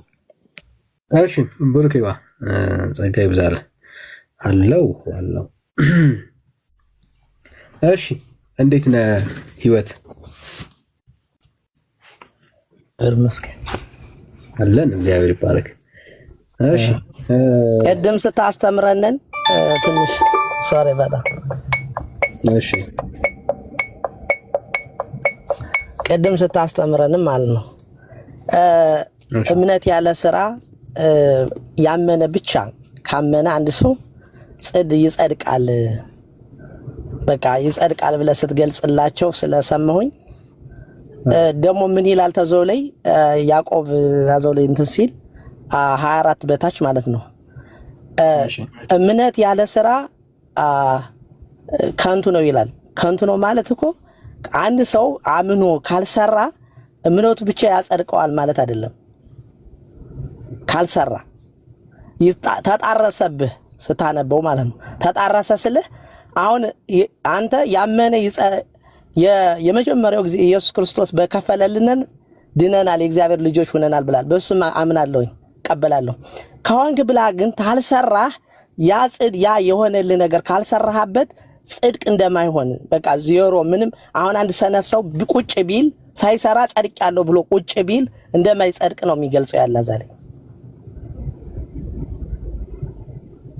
ኃጢአት አይስራ አንተ ስትገልጸው ኃጢአት ቢሰራ ነው ያልክ። ኃጢአት ሳይሰራ ግን ቁጭ ቢል ዝም ብሎ አይስራ። ለምሳሌ መጽሐፍ ቅዱስ አንብበ ከሆነ ለአንዱ 1 አበደረው ሰጠው፣ ለአንዱ 5 ለአንዱ 10 አንድ የሰጠው ቀበረው ይላል። ቀበረው ማለት ያ ነገር እንዲወልድ አላደረገውም፣ ቀበረው ምንም ሳይሰራ። ያችን ግን ቀበራት፣ እንዳጠፋበት አስቀመጣት። 10 የሰጠው ደግሞ 20 አደረገው፣ 5 የሰጠው ደግሞ 10 አደረገና አመጣ ለእግዚአብሔር ሰጠ። ያ ማለት ሚስጥር ነው። የተሰጠህ ነገር የልጅነት የእግዚአብሔር ልጅነት የተሰጠህ ነገር ሳሰራበት ዝም ብለ ቁጭ ብትልም ራሱ ጽድቅ እንደማይሆንልህ ነው እኔ የተረዳሁት። ብቻ ይጸድቃል የሚለው ማለት አንተ ደግሞ ያረከው የእግዚአብሔር ልጅ ከሆነ ይሰራል ነው ያልከኝ። ይወድቃልስ? ይወድቃል እኮ የእግዚአብሔር ልጅ ሆኖ የሚወድቅ አለ፣ በኃጢአት የሚሰራ ነቢይ ሆኖ ፓስተር ሆኖ ኃጢአት ይሰራል። ግን የእግዚአብሔር ልጅ ሆኗል ነው ያልከኝ። የእግዚአብሔር ልጅ ሆነ አይወድቅም እያልከኝ ነው ያለ ቅድም ስታስረዳ። የእግዚአብሔር ልጅ ከሆነ አይወድቅም አልከኝ፣ ይሰራል አልከኝ። እንደ አብርሃም በጣም ጽኑ ሃይማኖተኛ ስለሆነ ነው። ግን የሰው ልጅ የእግዚአብሔር ልጅ ሆኖም ይወድቃል፣ ኃጢአት ይሰራል ብዬ አስባለሁ እኔ። ለምን ነው የሚወድቀው? ፍሬ አላፈራማ፣ የጽድቅ ስራ አልሰራም። ፍሬ ማፍራት አለበት። የሰው ልጅ መጨረሻው ላይ የሚታየው ፍሬ የሚያፈራው መጨረሻ እግዚአብሔር አንተ ፍሬ አፍርተሃል ብሎ ራሱ ጸድቀሃል ሲለው ብቻ ነው የሰው ልጅ የሚጸድቀው። አንተ ግን በራስ የእግዚአብሔር ልጅ ሆነ ጸድቋል ብለን የወሰንክ በራስ የሰው ልጅ ድኗል፣ ጸድቋል። መጀመሪያ ግን ተጸደቀ ምን አለበት ደግሞ ተቃረነ። ያዕቆብ ላይ ስራ ያልሰራ ስራ የሌለው ነገር ከንቱ ነው አለው። ስራ ከሌለበት ያ ነገር ከንቱ ነው። ስራ ሳይሰራም ቁጭ ቢል ጽድቅ ሆኖ አይቆጠርለትም ማለት ነው። ያ ሰው ቢያምንም ማለት ነው። አምኖ አንድ ሰው አምኖ ቁጭ ቢል አይቆጠርለትም። ባይሰርቅም ባይዘሙትም የሆነ ነገር ባይሰራም ቁጭ ቢል ራሱ ጽድቅ ሆኖ አይሆንለም። ሰነፍ አንተ ሰነፍ ገበሬ አይጸድቅም ይላል መጽሐፍ ቅዱስ ላይ። ሰነፍ ገበሬ አይጸድቅም ይላል። ቁጭ ያለ ሰው ማለት ነው። ጽድቅ ማለት ምን ማለት ነው? የተሰጠህን የጸደቅከው መጀመሪያ የእግዚአብሔር ልጅ ከሆንክ መስራት አለብህ ማለት ነው። ሳሰራ መጽደቅ እንደማይቻል ሁሉ ማለት ነው። ያንተ አገላለጽ ደግሞ ዲፈረንስ ሆነብኝ ተኔ ጋርና ጥያቄ ለዛ ነው። አሁን ማብራሪያ ያንተን የገባህን ነገር አብራራህ እንጂ ምንም ጥያቄ አልጠየከኝም እና በጣም እየጠበቅኩኝ ነበረ እስካሁን ድረስ ማለት ነውና ያ እምነት ላይ ቅድም ያልከው በእምነት ብቻ አንድ ሰው በእምነት ብቻ ይጸድቃል ብለህ ስለወሰንክ ነው። ያ ሊሆን አይችልም። ያዕቆብ ላይ ደግሞ ያለ ስራ ከንቱ ነው ይለዋል እምነትን እና እሱ ምንድነው የተጣራሰው እንዴት ነው የምተረጉመው ለማለት ነው። ተታለ የተጣረሰው አንተ ጋር ነው። እኔ ጋር አልተጣረሰም። መጽሐፍ ቅዱስ የሚጣረስ አይደለም። ኦኬ ሁሉ በራሴ ስታወራ በጣም በስርዓት በጣም ደቂቃ ሰጥቼ ነው ያወራኸውና ጥያቄ ካለ ካልጨረስክ አሁንም እድል ልስጥ። ካለዛ ግን እኔ ሳወራ በየመሃሉ አትግባ። እድል ሰጥቻለሁ እንድታወራ ጸጥ ብዬ ማለት ነውና የመስማት አቅም አለ።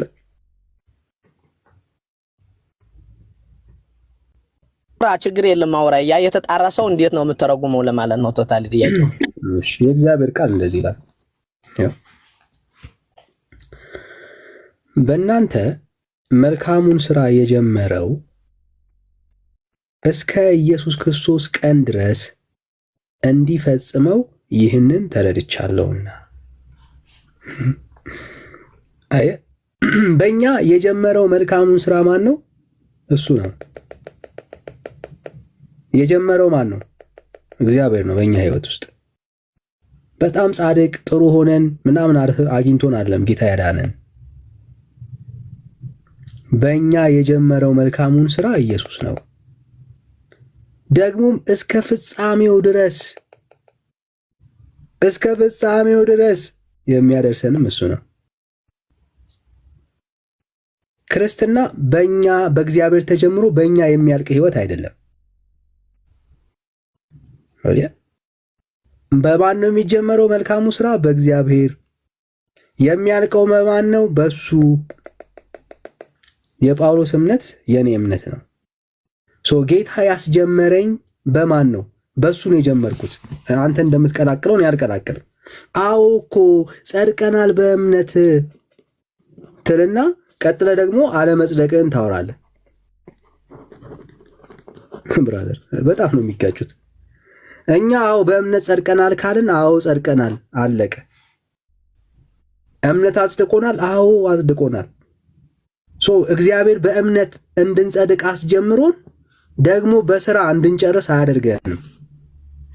ያስጀመረን እሱ ነው፣ የሚያስጨርሰን እሱ ነው። ኦኬ በእኛ የጀመረው መልካሙን ስራ እስከ ፍጻሜው ድረስ ጌታ እንደሚቀጥል እናምናለን። ያስጀመረን ጌታ ነው፣ የሚያስጨርሰን እሱ ነው። ክርስትናችን የጀመርነው በእግዚአብሔር ጸጋ ነው፣ የምንጨርሰውም በእግዚአብሔር ጸጋ ነው። ስለዚህ በእምነት የጸደቅን ሰዎች፣ በእምነት የዳንን ሰዎች መጨረሻችንም በእምነት ነው የሚሆነው መጽደቃችን። ፓስተሩስ ኃጢአት ቢሰራ አልከን፣ ብራዘር እኛ ኃጢአት በመስራት ሰው ይድናል አላልንም። ብራዘር ኃጢአት በመስራት ሰው አይድንም። የሚድነው በእግዚአብሔር ጸጋ ነው ያልነው። ጸጋ ወዳጅ በማን? በእግዚአብሔር ጸጋ። ሰው የሚድነው በእግዚአብሔር ጸጋ ነው። በማን? በእግዚአብሔር ጸጋ። አለቀ። ፓስተር በለው፣ ቄስ በለው፣ መነኩሴ በለው፣ ማንም ይሁን በክርስቶስ ኢየሱስ አምኖ የዳነ ሰው ከሆነ ኃጢአት ሲሰራ አሁንም ያንን የሰራውን ኃጢአት ምህረት የሚያገኘው በእግዚአብሔር ጸጋ ነው። ይሄው እግዚአብሔር ቃል ማስረጃ ልስጥ እንድትረዳው፣ በእግዚአብሔር ቃል ማስረጃ ልስጥ። የእግዚአብሔር ቃል እንደዚህ ይላል።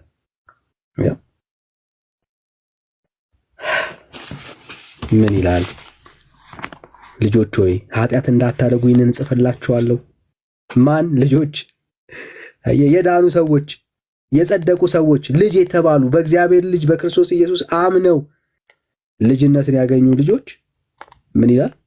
ልጅን ኃጢአት እንዳታደርጉ ይህንን እጽፍላችኋለሁ ይልና ማንም ኃጢአትን ቢያደርግ፣ ማንም ፓስተር በለው ቄስ በለው ልጅ የተባለ ኃጢአትን ቢያደርግ ከአብ ዘንድ ጠበቃ አለን፣ እርሱም ጻድቅ የሆነው ክርስቶስ ኢየሱስ ነው።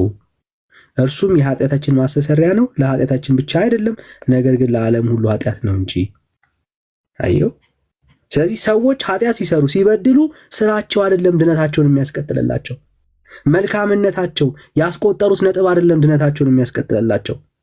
ልጆች ሆነው ኃጢአት ሲሰሩ ሲበድሉ አሁንም የሚቀጥሉት ስለነሱ በሞተላቸው በክርስቶስ ኢየሱስ በሆነ የኃጢአት ማስተሰሪያ ነው።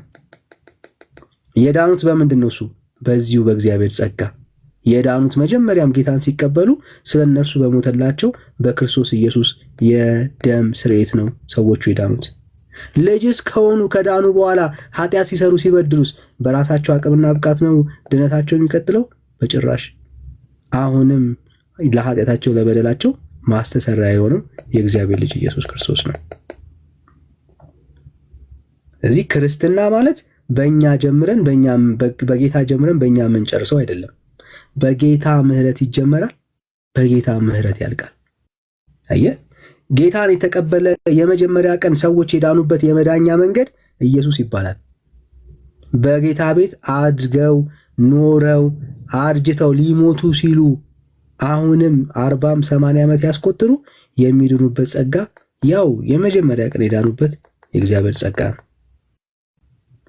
በእግዚአብሔር ጸጋ ላይ አናድግም ብራዘር።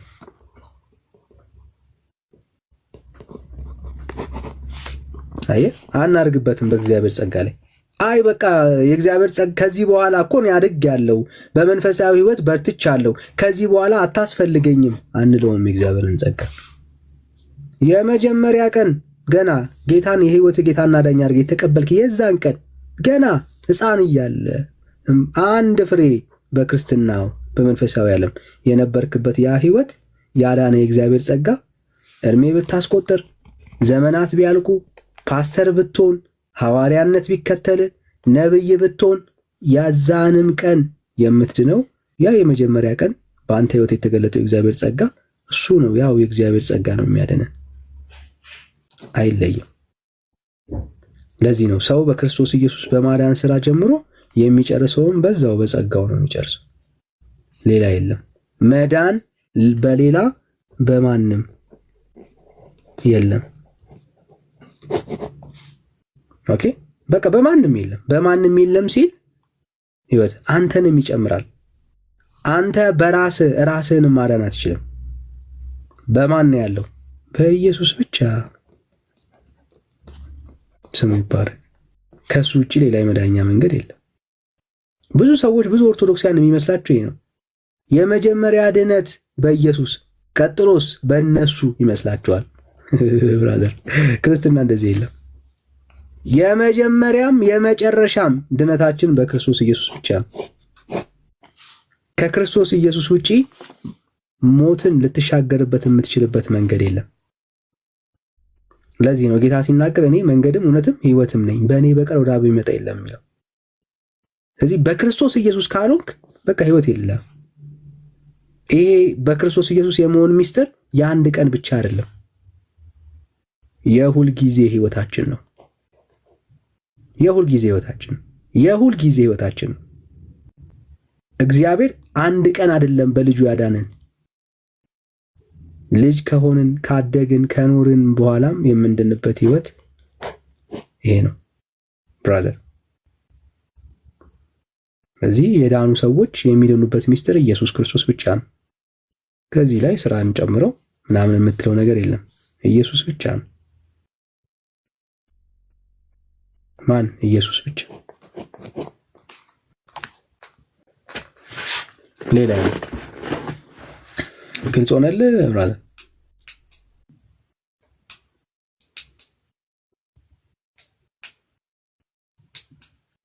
ህይወት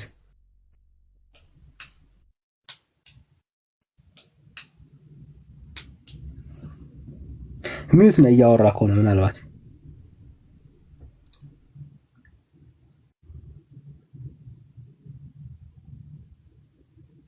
እና በጣም ብዙ ኦርቶዶክሳውያን የሚሸውዷቸው ከዚህ የተነሳ ነው። ይኸውላችሁ ማለት አዎ ኢየሱስ እኮ በጸጋ ብቻ በእምነት ብቻ አድኖናል ይላሉ። ብራዘርስ ባይዘው አሁን የመጡት የሚያወሯት ንግግር ናት። አዎ እኛም እኮ በእምነት ብቻ ነው ይሉናል ኦርቶዶክሳውያን። ግን ይሄ መዳን የመጀመሪያ መዳን ነው።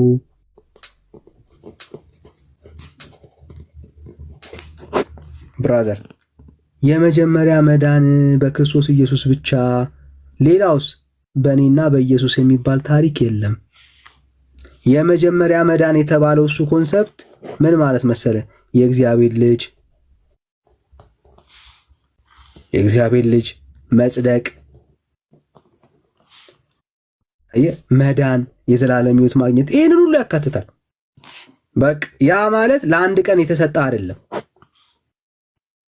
ሙሉ ፓኬጅ ነው ብራዘር። የእግዚአብሔር ልጅ የሆንከው ለአንድ ቀን ለሁለት ቀን አይደለም ወንድም አለ። የመጀመሪያ የሚባል ታሪክ የለም።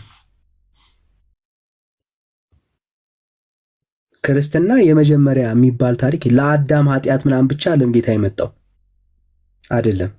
አሁን እኛ ለምንሰራውም ኃጢአትና በደል ኢየሱስ ምን አድርጓል? ዋጋ ከፍሏል።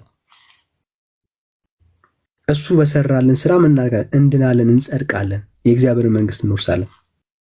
ስለዚህ መዳን ጉዳዩ መዳን የሚዘጋው በኢየሱስ ብቻ ነው። የመዳን ጉዳይ ዳኒ ለመዳን የሚከፍለው ዋጋ በማን ተዘጋ? በኢየሱስ ተዘጋ። አለቀ። የመዳን ጉዳይ ሁሉ በክርስቶስ ኢየሱስ ብቻ ነው የሚቻለው ወዳጆች። በማን? በኢየሱስ ብቻ። በቃ ሰው መዳንን ካሰበ ማንን ነው ማሰብ ያለበት? ኢየሱስን ብቻ፣ መስቀሉን ብቻ ነው ማሰብ ያለበት።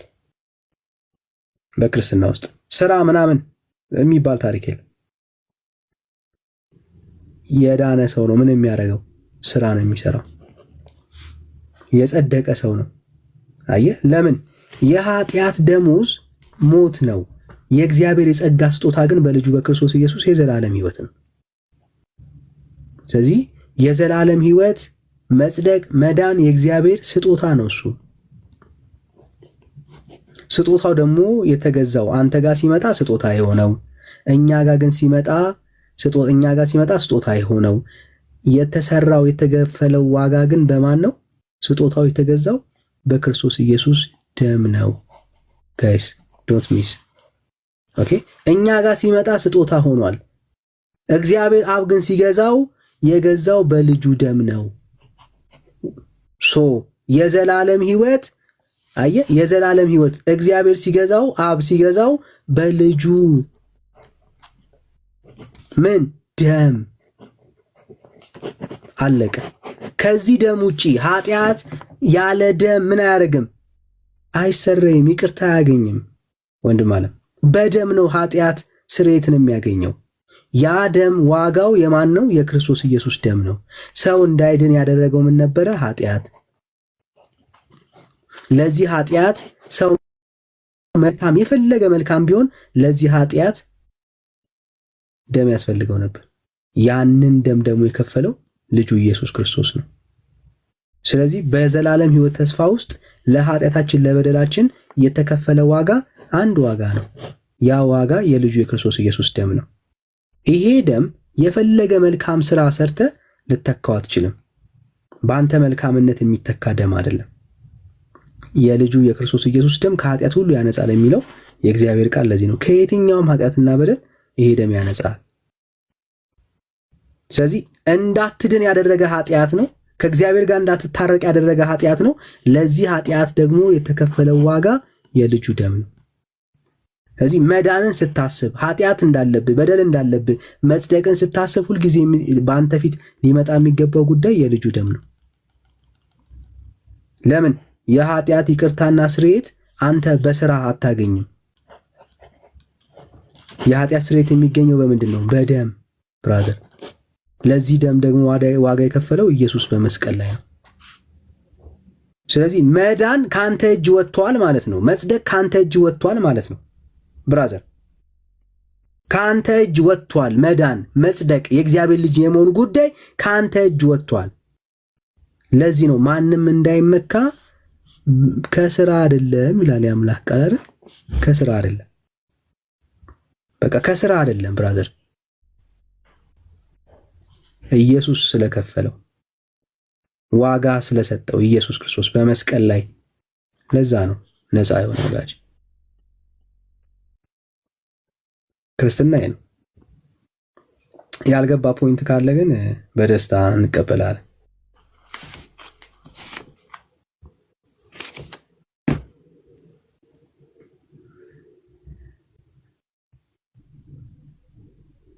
እሺ ማስታ ሰላም።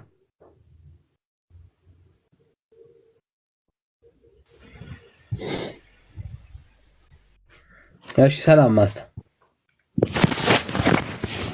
አሎ ዳኒ ሰላም። አለን ስለ መዳን ስታወሩ ነበር። አሁን ያስረዳኸው ነገር አትሊስት የሆነ ልክ ያለው ነገር ስላለው ነው የገባሁት። ምንድን ነው ልክ ያለው? ምኑ ጋር ተሳሳተ? አይ መዳንን እኮ ምኑ ጋር ተሳሳተ? የቅዱሳንና የክርስቶስ ማዳኝነት ኮምፕሊትሊ የማይገናኝ ማዳን ነው ሲጀመር። እኔ መቼ ስለ ቅዱሳን ማዳን አወራው ብራዘር?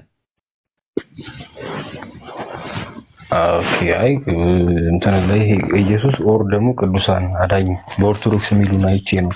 እና በኦርቶዶክስ አዳኝ ክርስቶስ ብቻ ነው። ክርስቶስ የሚያዳነን ከኃጢአት ከአዳም ኃጢአት ነው።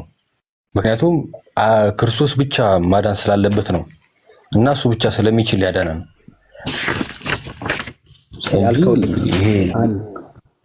ያልከው ልጻፍልህ። በኦርቶዶክስ መዳን በኢየሱስ ብቻ ነው አልክ።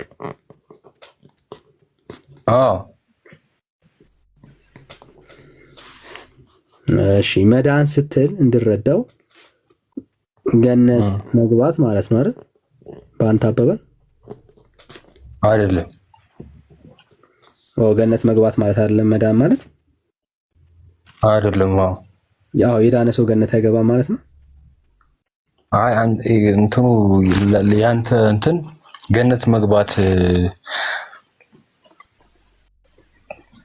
ምብሩ ይባላል። ሶሪ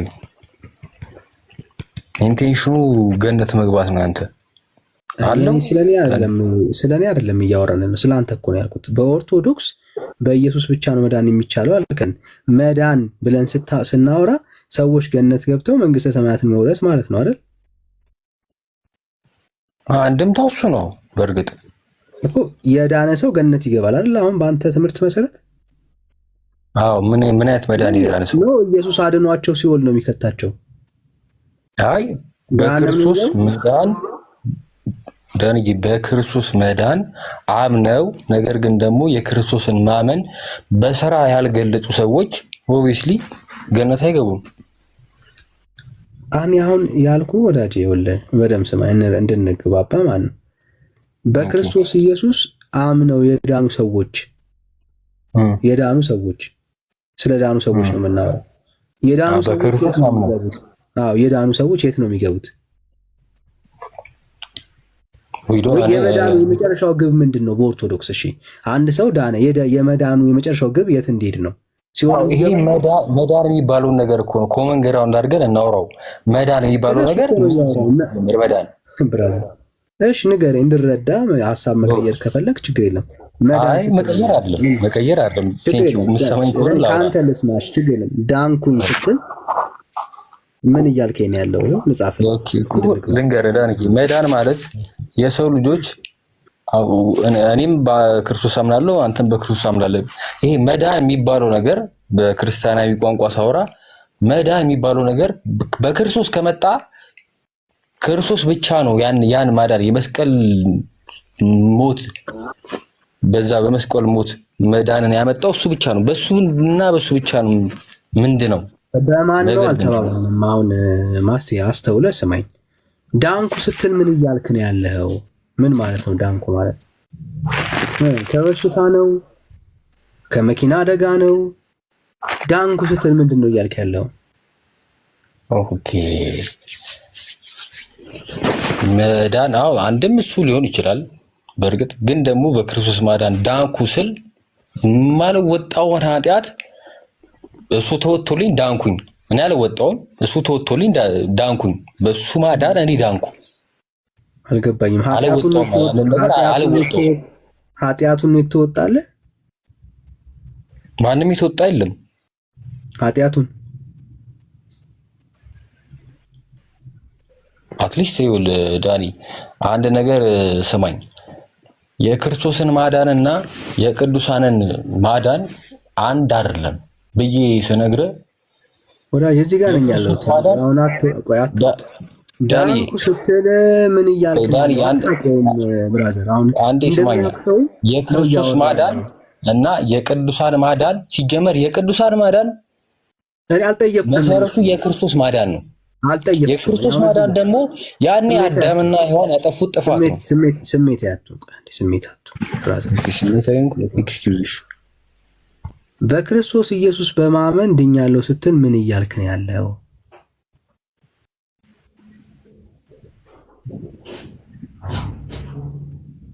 ያ የሞተውን ነገር መቀበል ነው ለኔ ብሎ መሞቱን እኔ ማልወጣውን ነገር መወጣቱን እሱ ማመኔ ነው። ምንድነው? ምን ማለት ነው ብራዘር? እንዴ ማመን ፕሮሰሱን አለም የጠየቁ ዳንኩኝ ስትል ምን እያልክ ነው ያለው? ኦብቪስሊ ያምኛሉ በቃ በክርስቶስ አንድ አምላክነት እሱ አምላክ እንደሆነ ማመንህማ የመዳኛው መንገድ ነው። እኔ መንገዱን አልጠየቅኩም። ግን አዳነኝ ስትል ዳንኩ ስትል ምን ማለት ነው? ከምንድን ነው የዳንከው? ምንድን ነው ያገኘው? አስበው ታውቃለህ? እንደሱ እንዴ አድንኛል ማለት በቃ የማልችለውን ነገር ችሎልኛል። በቃ የማልወጣበትን ቀዳዳ ቀዶልኛል። የማትችለውን ቀዳዳ በህይወት ፈተና ምናምን አሳልፈዋል።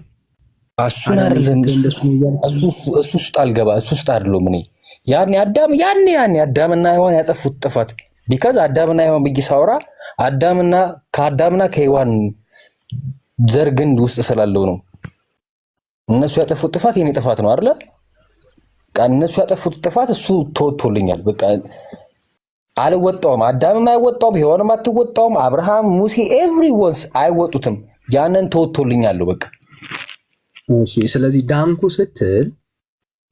ስትል ከሞት አድኖኛል እያልክ ነው ያለው? ከዘላለም ሞት? አዎ በቃ እኔ መወጣት የማልችለውን የዘላለም ሞት እሱ አውጥቶኛል እያልኩ ነው።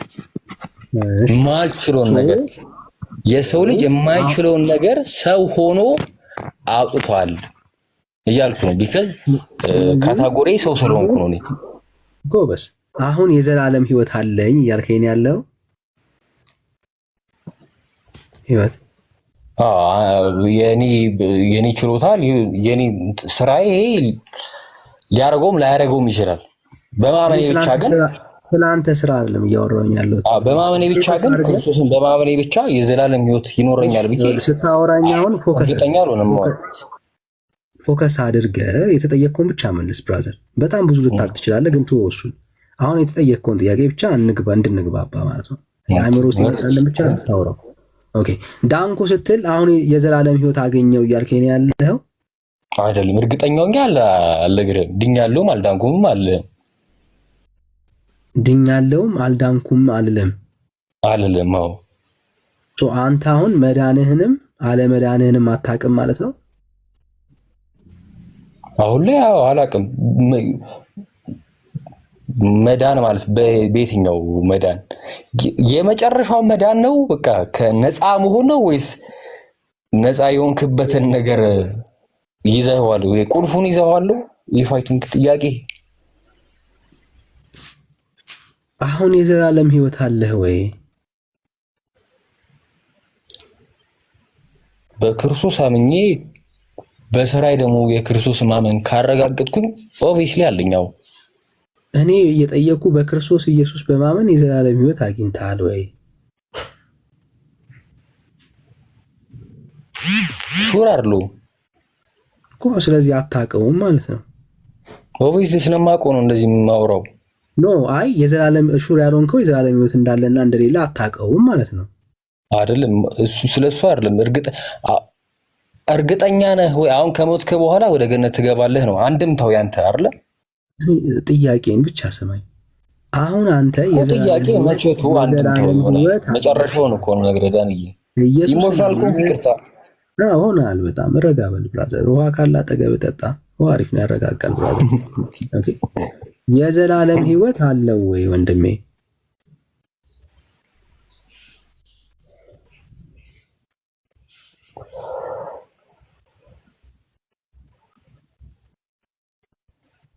ሜቢ ቅድም ለአሁን ደግሜ ልነግርህ ነው። እርግጠኛ አይደለሁም እኮ። እርግጠኛ አልሆንክም ማለት አታውቀውም ማለት ነው። አውቀዋለሁ፣ ስለማውቀው እኮ ነው እርግጠኛ አይደለሁም የምልህ እኮ ዳንዬ። እርግጠኛ አይደለሁም የምልህ ስለማላውቀው አይደለም፣ የራሴን ስራ እኮ ነው የምነግርህ። የዘላለም ህይወት አሁን ይኑርህ አይኑርህ አታውቀውም ማለት ነው። እርግጠኛ አይደለም። ዳኒ አንድ ጥያቄ ልጠይቅህ ካላስቸገርኩ። ትጠይቀኛለህ? ቆይ ይህንን ሀሳብ እንረዳው። የዘላለም ህይወት አሁን በአንተ ላይ ይኑር አይኑር እርግጠኛ አይደለህም። አይደለሁም። ለምን መሰለህ እርግጠኛ ግን ያልሆንኩት ባለማመኔ ብቻ። አሁን እርግጠኛ አይደለህም ነው አይደለ? አይደለም እርግጠኛ አይደለህም። ምን ማለት ነው? ምናልባት የዘላለም ህይወት ላይኖርህ ይችላል። ከምን አንጻር? ከስራህ አንጻር። ቴንክ ዩ አይደል? አዎ ቴንክ ዩ። ስለዚህ አሁን ይኑርህ አይኑርህ አታውቀውም ማለት ነው። አዎ የክርስቶስ መሞትና ግን ይሄ እኛን ማዳኑን አልካድኩም። ተው እንጂ ብራዘር፣ ካድከው እንጂ አሁን ብራዘር ካድከው። እሱን አሁን ለዚህ ነው ሳታውቁ ኢየሱስን ያስካዷችሁ። ለዚህ ነው አረምዳይ እግዚአብሔር ክርስቶስን አላውቀውም አላልኩም፣ ማዳኑን አውቃለሁ። ያዳነኝ ግን ማንተውን ነገር ነው። አንተን ግን አላዳነህማ። ይሄ ድነሃል ወይ ስትለኝ ዳኒ አንዴ ድነሃል ወይ ስትለኝ ያ ክርስቶስ ያረገልኝን ነገር ክጅ አይደለም እርግጠኛ አይደለሁም ያልኩክ። አሁን ላይ ከረንትሊ አሁን ላይ ያለኝ ባህሪ ገነት ያስገባኝ አያስገባኝ አላውቀውም። ነገር ግን የሱን መሞት መነሳት ምናምን ለሰው ልጅ ለኛ ያ ነገር ሳክሪፋይስ ያደረገውን ነገር መካድ አይደለም። ቢካዝ ከኔ የሚጠበቅ ነገር አለ። የሱ መሞት ከኔ የሚጠበቅ ነገር እንዲኖረው የሞተው ከኔ የሆነ ነገር እንዲኖር ነው የሞተልኝ ብዬ ነው የማምነው እንጂ እሱ የሞተውን ነገር በስራ ይተካዋለሁ አይደለም። ኢንቴንሽኔ እሱ የሞተው ምን ማልወጣው ነገር ውስጥ ማልወጣውን ነገር መውጣት ስለማልችል ነው። ችግር የለም። እስቲ የእግዚአብሔርን ቃል ሲናምብ ችግር የለም። ስለ ዘላለም ሕይወት ትንሽ እኔ አይሻልም? ከብዙ ሚስ ከምታረግ ባጭሩ ልመልስህ ብዬ ነው። በጣም ብዙ እንዳትስት ከእግዚአብሔር ሐሳብ። እስቲ አንብበው። ከስንት ልጀምር ዳንዬ? ከ13 የዘላለም ሕይወት እንዲኖራችሁ እንዳላችሁ ታውቁ ዘንድ በእግዚአብሔር ልጅ ስም ለምታምኑ ጽፍላችኋለሁ። የማን አዮ ምን እንዳላችሁ ታውቁ ዘንድ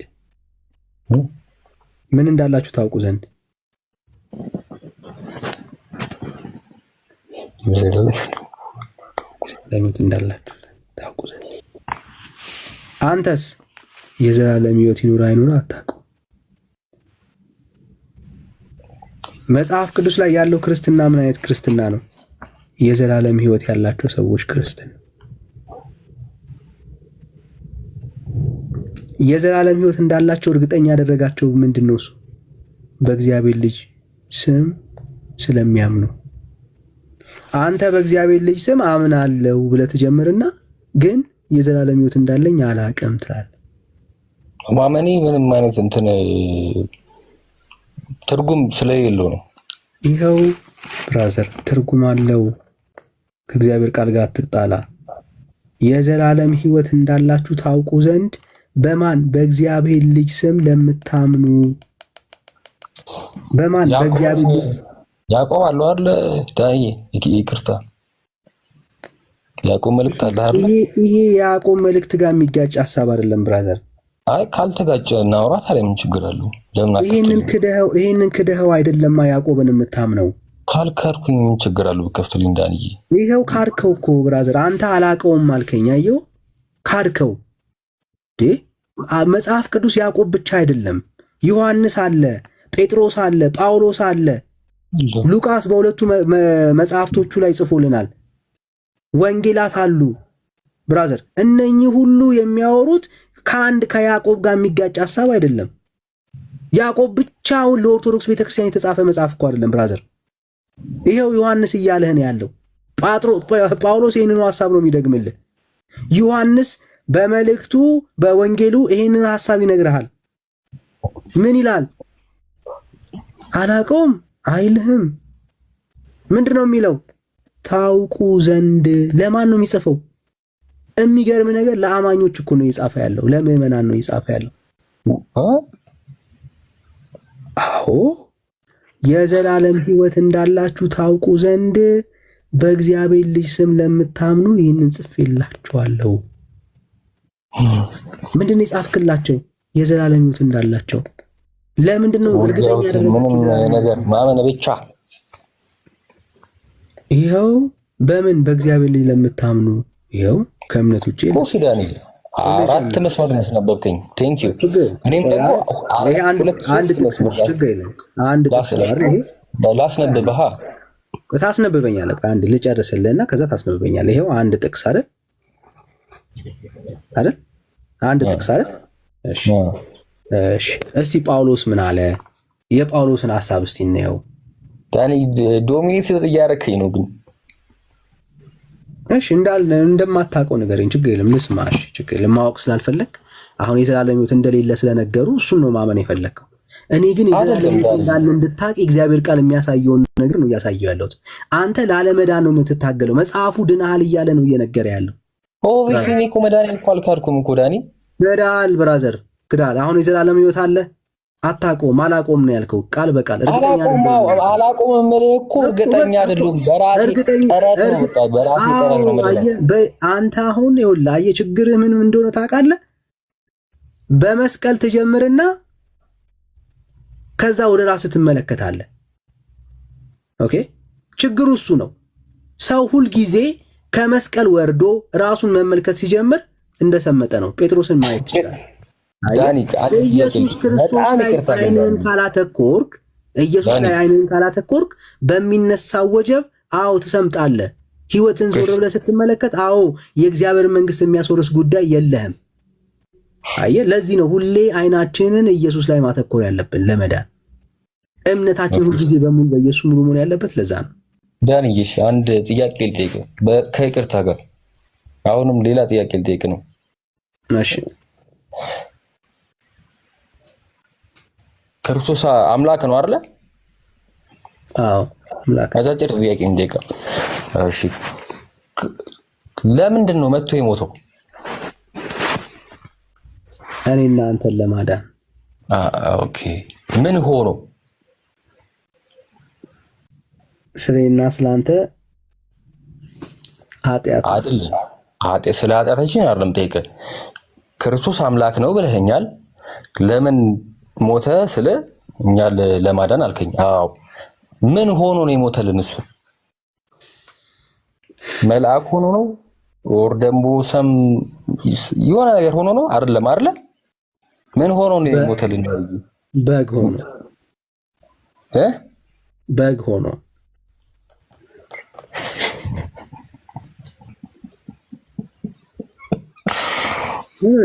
በግ ሊትራሊ በግ እኛ የምንረዳው በግ ነው። 4 እግር ያለው በአልባርኛ የምናርደው በግ መጽሐፉ እኮ ነው የሚለው ብራዘር።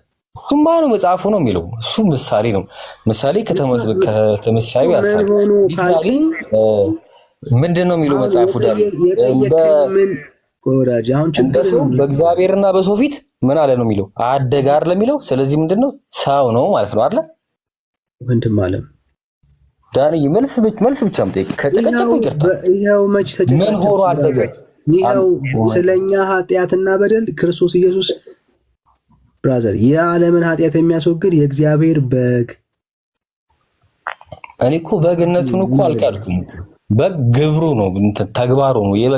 የበግነት ተግባሩ ነው በግ ያስባሉ እንጂ ሊትራሊ ምንድነው ነው? ከድንግል ምን ሆኖ የተወለደው? ከማርያም ሰው። ይሄ አበቃ። እሱን አትለኝም እንዴ? መጀመሪያ በግ ምናምን በግ ሆኖ ሰው ሆኖ ተወለደ። ክርስቶስ መጀመሪያ ምንድነው ብያለሁ? ሰው ነው። አሚን አምላክ ነው። ከዛ ሲወለድ ምን ሆነ? ሰው ሆነ አይደለ? አዎ አመሰግናለሁ።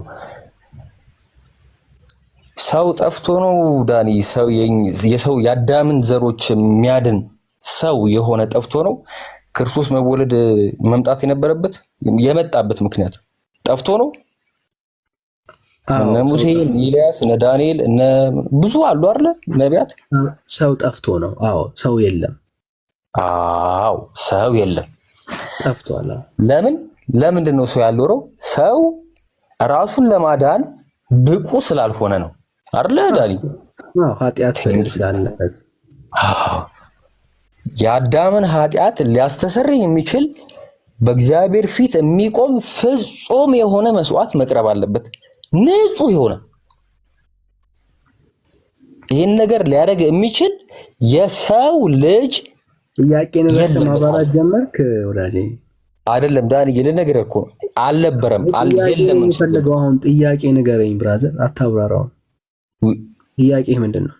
ጥያቄ ልጠይቅ ብለን ያቋረጥከኝ ብራዘር ወይ?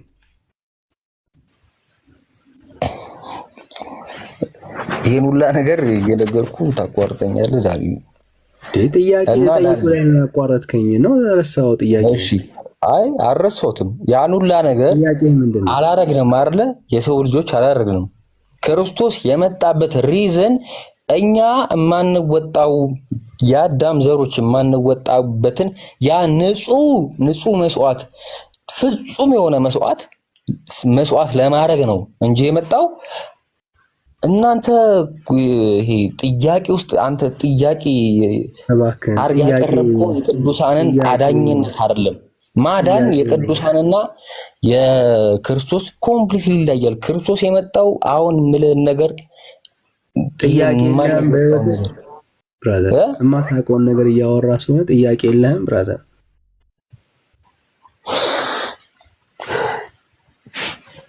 የክርስቶስ ማዳንና የቅዱሳን ማዳን ይለያያል። ጥያቄ እኮ አስተያየት ነው። ጥያቄ ነው እኔ ጠየቅኩ። ጥያቄ የለህም።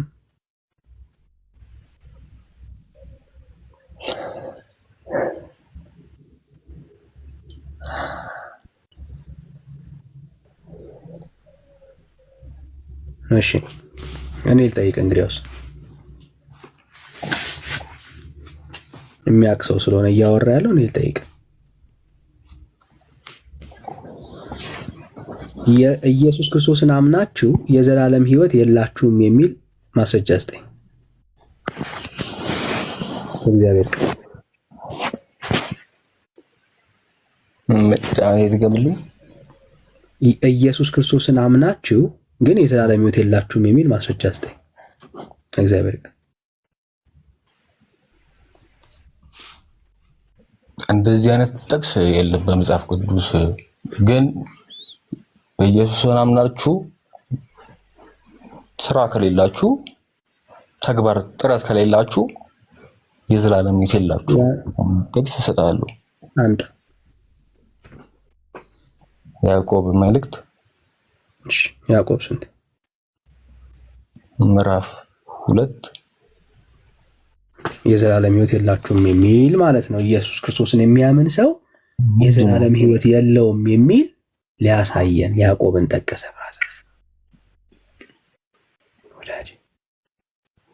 ያዕቆብ ራሱ የሚስቅባችሁ ነው ይመስለኝ። ጌታን አሁን እንደው ቢያይ ያላልኩትን ምናምን እያለ በጣም አሜዝድ ነው የሚሆነው። ያዕቆብ ምዕራፍ 2 ቁጥር ስንት? ኢየሱስ ክርስቶስን ያመነ ሰው የዘላለም ሕይወት የለውም የሚለውን ሊያሳየን ነው። ቁጥር ስንት?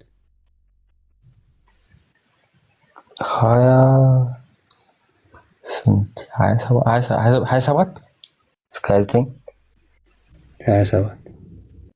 እስከ 29 ሆሪ ግን ምናልባት ልሳሳት እችላለሁ። እሺ ከ25 ዳኒ ከ24 እንደውም ጀምርልኝ። ሰው በእምነት ብቻ ሳይሆን በስራ እንዲጸድቅ ታያላችሁ። እንደዚህ ጋለሞታ ምን ነው 4 ነጥብ በክርስቶስ ኢየሱስ የሚያምን ሰው የዘላለም ሕይወት የለውም ይላል አይደለም? ሰው በእምነት ብቻ ሳይሆን በስራ እንደሚጸድቅ ታውቃላችሁ። የኔ ጥያቄ ምንድነው ብራዘር? ቋንቋው ምንድነው? እያስረገጠ ነው። ቀጥል ዳኒ። እሺ ወንድም አለም ያትጠየቅከው ነው እኮ የምታወራው። ይኸውልህ ጥያቄ ይሄ ነው። እርግጠኛ ኢየሱስ ክርስቶስን እያመንኩኝ የዘላለም ሕይወት እንዳለኝ እርግጠኛ አይደለሁም ያልከው ዳኒ። ለምን አትቀጥልልኝም? አንዴ ጥያቄውን እንዳትረሳ ብራዘር። ጥያቄውን ሳትረሳ ጥያቄ ይሄ ነው ወዳጄ፣ ጥያቄ ይሄ ነው። ቁጥር 24 ላይ ሰው ኢየሱስ ክርስቶስን አምኖ የዘላለም ሕይወት የለውም ይላል ወይ?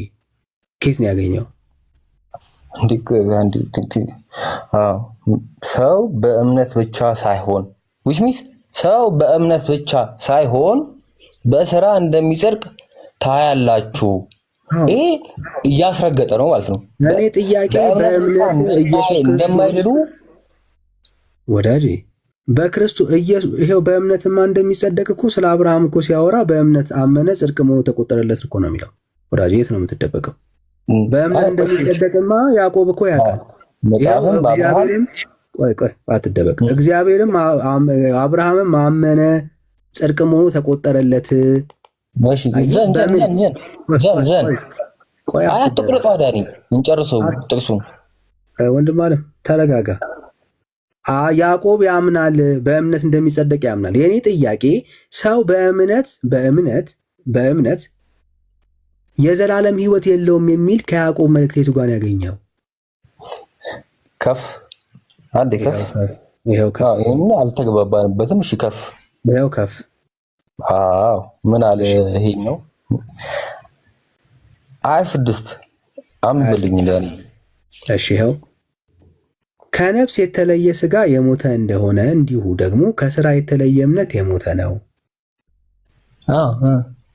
ጥያቄ እኔ በእምነት ኢየሱስ በማመን የዘላለም ሕይወት ሰው የለውም የሚል እርግጠኛ አይደለም የሚል ማስረጃ ከየት ነው ያገኘው? ያዕቆብ መልእክት ላይ ሊትራሊ አማርኛም ኤግዛክት የፈለከው ነው። ኦር ደግሞ በራዘር የምን ኤግዛክት ትምህርቱ ራሱ ኢየሱስ ክርስቶስን በማመን 26 ይውልሽ ኢየሱስ ክርስቶስን በማመን ሰው የዘላለም ሕይወት አያገኝም የሚል ከየት ነው ያገኘው?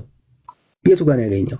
ሊትራሊ አሁን አማርኛውን የፈለከው አሁን የጠየቀኝ ጥያቄ ሊትራሊ አያ ምንም የሚለውን ነገር የፈለከው ግን ምንድነው? ይሄ መጀመሪያ ስማ፣ አንድምታው ምንድነው? ዳኒ ከቀልብ ሆነ ስማ ብራዘር።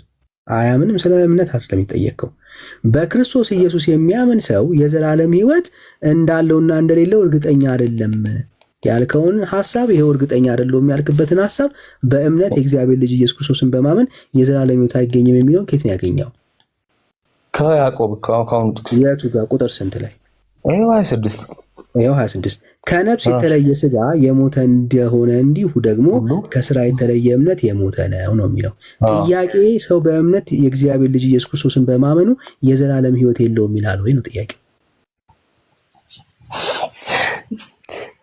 ሰው ኢየሱስ የዘላለም ሕይወት አያገኝም ይላል።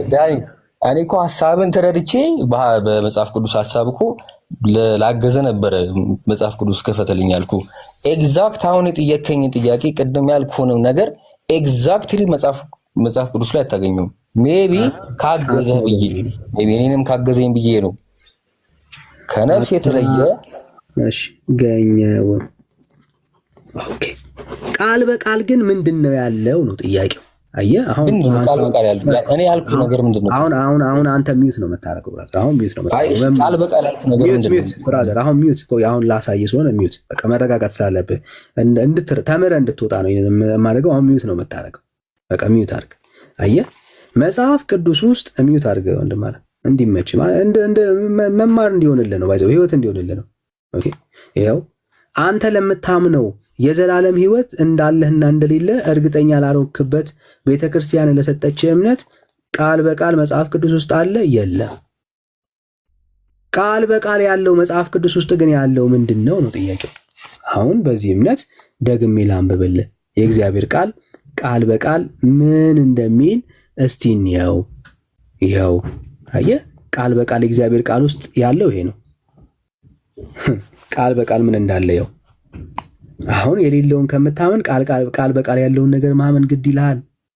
ክብር ለአምላካችን ለእግዚአብሔር ይሁን። እንደዚህ ይላል ይኸው ልጁ ያለው ሕይወት አለው። ሃሌሉያ። ልጁ የእግዚአብሔር ልጅ የሌለው ሕይወት የለውም። ማን ያለው? ልጁ አለው። ልጁ ኢየሱስ ማለት ነው። ኢየሱስ ያለው ምን አለው? ሕይወት አለው። ሕይወት አለው። ማን? ኢየሱስ ያለው።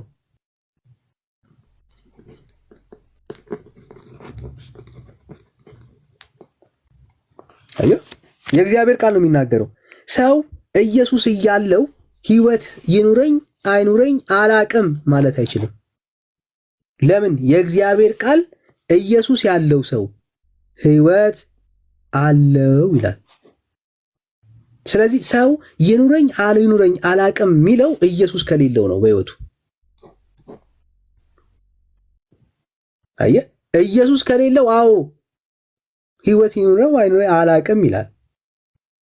ኢየሱስ ያለው ሰው ግን ሕይወት አለው። ምን አይነት ሕይወት?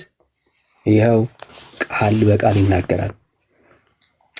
የዘላለም ሕይወት። ሃሌሉያ። ምን አይነት ሕይወት? የዘላለም ሕይወት እንዳላችሁ ታውቁ ዘንድ በእግዚአብሔር ልጅ ስም ለምታምኑ ይህንን ጽፌላችኋለሁ። ዳኒ ታልደበረ ዳኒ እወድሃለሁ። በጣም ነው የሚደብረኝ። ሚዩት አድርግ ብራዘር። በጣም ነው የሚደብረኝ። አም ሶሪ ወዳጅ። ይኸው ስለዚህ መጽሐፍ ቅዱስ ውስጥ ቃል በቃል ምን ይላል? የዘላለም ሕይወት አላችሁ። መቼ? በልጁ በክርስቶስ ኢየሱስ ስታምኑ።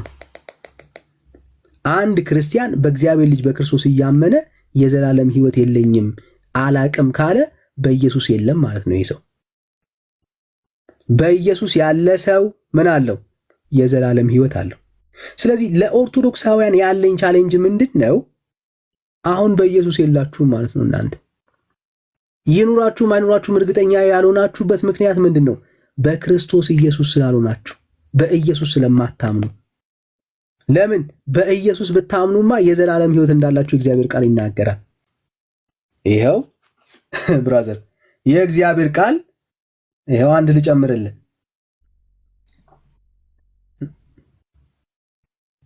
ይኸው እንደዚህ ይላል። ስሙ ይባረክ እግዚአብሔር። ይኸው በጣም ግልጽ የሆነ ቃል ማለት ነው። ሁሌ የምናየው የምናውቀው ቃል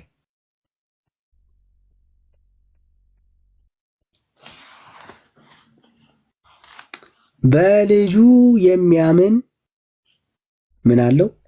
የዘላለም ሕይወት አለው። አይገርምም? በማን? በልጁ የሚያምን ሰው በልጁ ካመነ የዘላለም ሕይወት አለው። የለኝም አላቅም ምናምን ካለ በልጁ አያምንም ማለት ነው። ስለዚህ ኦርቶዶክሳውያን በኢየሱስ አታምኑ ማለት ነው። የሚያሳየው ይሄ ነው። በኢየሱስ ሰው እያመነ የዘላለም ሕይወት የለኝም ማለት አላቅም ማለት አይችልም። ስለዚህ ኢየሱስ ክርስቶስን ተቀበሉ የምንለው ለዚህ ነው። ኦርቶዶክሳውያን ወንጌል ያስፈልጋቸዋል የምንለው ለዚህ ነው። አየህ፣ እኛ እርግጠኛ ያደረገን በኢየሱስ ማመናችን ነው። አንድም የመጽሐፍ ቅዱስ ክፍል በክርስቶስ ኢየሱስ የሚያምን የዘላለም ሕይወት የለውም የሚል የመጽሐፍ ቅዱስ ትምህርት የለም። በልጁ የማያምን ግን የእግዚአብሔር ቁጣ በእርሱ ላይ ይኖራል እንጂ ሕይወትን አያይም ይላል። እኛ ግን የእግዚአብሔር ቁጣ በእኛ ላይ የለም። ለምን? በእግዚአብሔር ልጅ በክርስቶስ ኢየሱስ ስለምናምን። ዳኒ አሁን ተጋጭተዋል እሱ ላይ። እምነት ማለት ምን ማለት ነው ግን? ሶሪ በጣም ግን ይቅርታ እንድታብራራልኝ ያዘው ልክፍቱ። ይቅርታ ግን ታላስወረድከኝ ይቅርታ፣ በጣም እወድሃለሁ። እሺ እምነት ማለት ይኸው የእግዚአብሔር ቃል ምን ይላል? ያው እምነት ተስፋ ስለምናደርገው ነገር የሚያስረግጥ የማናየውም ነገር የሚያስረዳ ነው። እምነት ማለት ይሄ ነው። ጨርሰው ሁሉንም ጠየከኝ መለሰልህ። በቃ ብራዘር ሁሉንም አንብብልኝ ወደ ታች ሜቢ ምን ከፈለክ ራስህ ሐሳቡን ለመረዳት ለጠየከኝ ጥያቄ ይሄው እምነት ማለት ይሄ ነው። ዲፋይን እንዳደረገልህ ጨረስ ነው። እምነት ማለት ይሄ ነው። ትርጉም አለ የፈለከው ይሄው ትርጉም ማለት ይሄ ነው። እምነት ማለት ተስፋ ስለምናደርገው ነገር ምን የሚያደርገን የሚያስረዳን፣ የሚያስረግጥልን፣ የማናየውን ነገር የሚያስረዳን ነው። ሁለተኛውንም ሶስተኛው ሲያንብብልኝ ይቅርታ ግን በጣም እወድሃለሁ። ደስ ብሎኝ ነው ዛሬ። አዎ ዛሬ ደስ ብሎኝ ነው እያዳመጥኩ ያለው። ጊዜ ውሰድና እሱን እቤት አንብበው ብራዘር። አሁን እሱን ጊዜ ውሰድና እቤት አንብበው። ይሄው እምነት ትርጉም ነው። ጥያቄ ደግሞ አለኝ ቅድሙ ላይ ይቅርታ ግን ዛሬ ታስተናገድከኝ። እሺ የትኛው ነው ጥያቄ? አዎ ቅድም ያዕቆብ ላይ አሁን ልጁ ታነበበው ላይ እና ከሱ ጋር ኢየሱስ ክርስቶስ በማመን ብቻ ብለህ ነው አንተ የምታስበው። ኢየሱስ ክርስቶስ በማመን ብቻ የሚል ጥቅስ ታወጣልኛለህ። ሁለተኛ ደግሞ አንድ ሰው ሳይሰራ ጸድቋል ብልሃል። ኦልሬዲ ጸድቀናል እኛ። ሳይሰራ ቁጭ ቢል አንድ ሰው ዝም ብሎ ሳይሰራ ቁጭ ቢል ኃጢአት ሳይሰራ ቁጭ ቢል ስለጸደቅኝ ለምን ትኮነናለህ? ለምሳሌ እሱን መልስ እንድሰጠኝ ይፈልጋሉ። አሁን ለምሳሌ ተስራ ያለ ስራ ሰው መጽደቅ ይችላል ስላልከኝ ያለ ስራ ኦልሬዲ አንድ ሰው የጸደቀ ስለሆነ እሱ እንድታስረዳኝ ይፈልጋሉ። እሺ የመጀመሪያው ጥያቄ ምን ነበር? ታስታውሰዋል? ድጋሚ መጀመሪያው በኢየሱስ ክርስቶስ ብቻ በማመን ብቻ የሚል ጥቅስ እንድታመጣልኝ ተመጽሐፍ ቅዱስ ፈልጋለሁ። አንድ ሰው በማመን ብቻ ይድናል የሚል። ሁለተኛ ደግሞ ሰው ሳይሰራ ቁጭ ቢል ኃጢአት ሳይሰራ ምንም ግን አምኗል፣ በኢየሱስ ክርስቶስ አምኗል፣ ኢየሱስ ተቀብሏል ብዬ በቃ ተቀብያለሁ ብዬ ቁጭ ብል ያለ ስራ አንድ ሰው ገነት ወይም ጽድቅ ያገኛል ወይ ይጸድቃል ወይ? እሱን እንድታመጣልኝ እፈልጋለሁ፣ እንድታብራራልኝ። እሺ ይሄ የእግዚአብሔር ቃል ምን እንደሚል ላሳይ። አዎ በእምነት ብቻ ስንል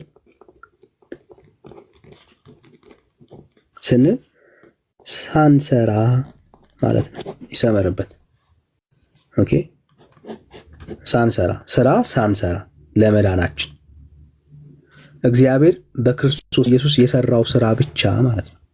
የኛ ስራ ሳይሆን እምነት ብቻ ብለን ስናወራ የኢየሱስ ስራ ማለት ነው።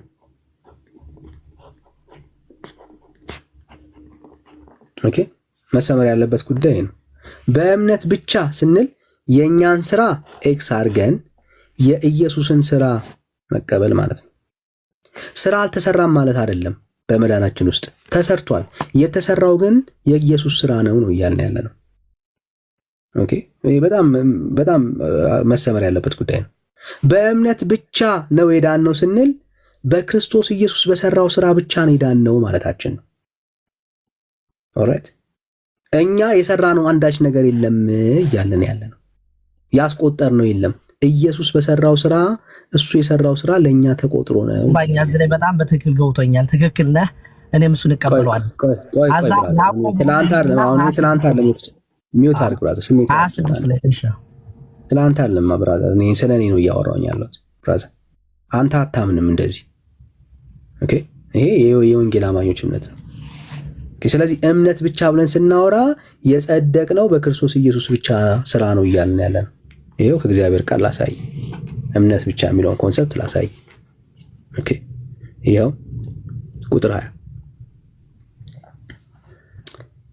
አፍ ሁሉ ይዘጋ ዘንድ ዓለምም ሁሉ ከእግዚአብሔር ፍርድ በታች ይሆን ዘንድ ሕግ የሚናገር ሁሉ ከሕግ በታች ላሉት እንዲናገር እናውቃለን። እና ቁጥር 20 ስማ። እሺ እንዲታይ እንደዚህ ላድርግልህ ወዳጅ። እሺ ሳይዙን ልቀንሰው። እንዴት ነው ይሄ ነገር? እሺ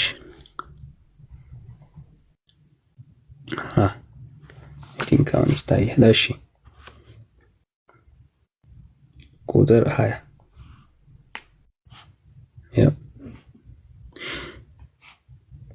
ይህም የሕግ ሥራ በመስራት ሥጋ የለበሰ ሁሉ በእርሱ ፊት ስለማይጸድቅ ነው፣ ኃጢአትም በሕግ ይታወቃልና። በደንብ አስምርበት። የሕግን ሥራ በመስራት ምን ማለት ነው? የሕግ ሥራ የሚሰራው መላእክት አይደለም፣ የሰው ልጅ ነው። እኔና አንተ ነን። ኦኬ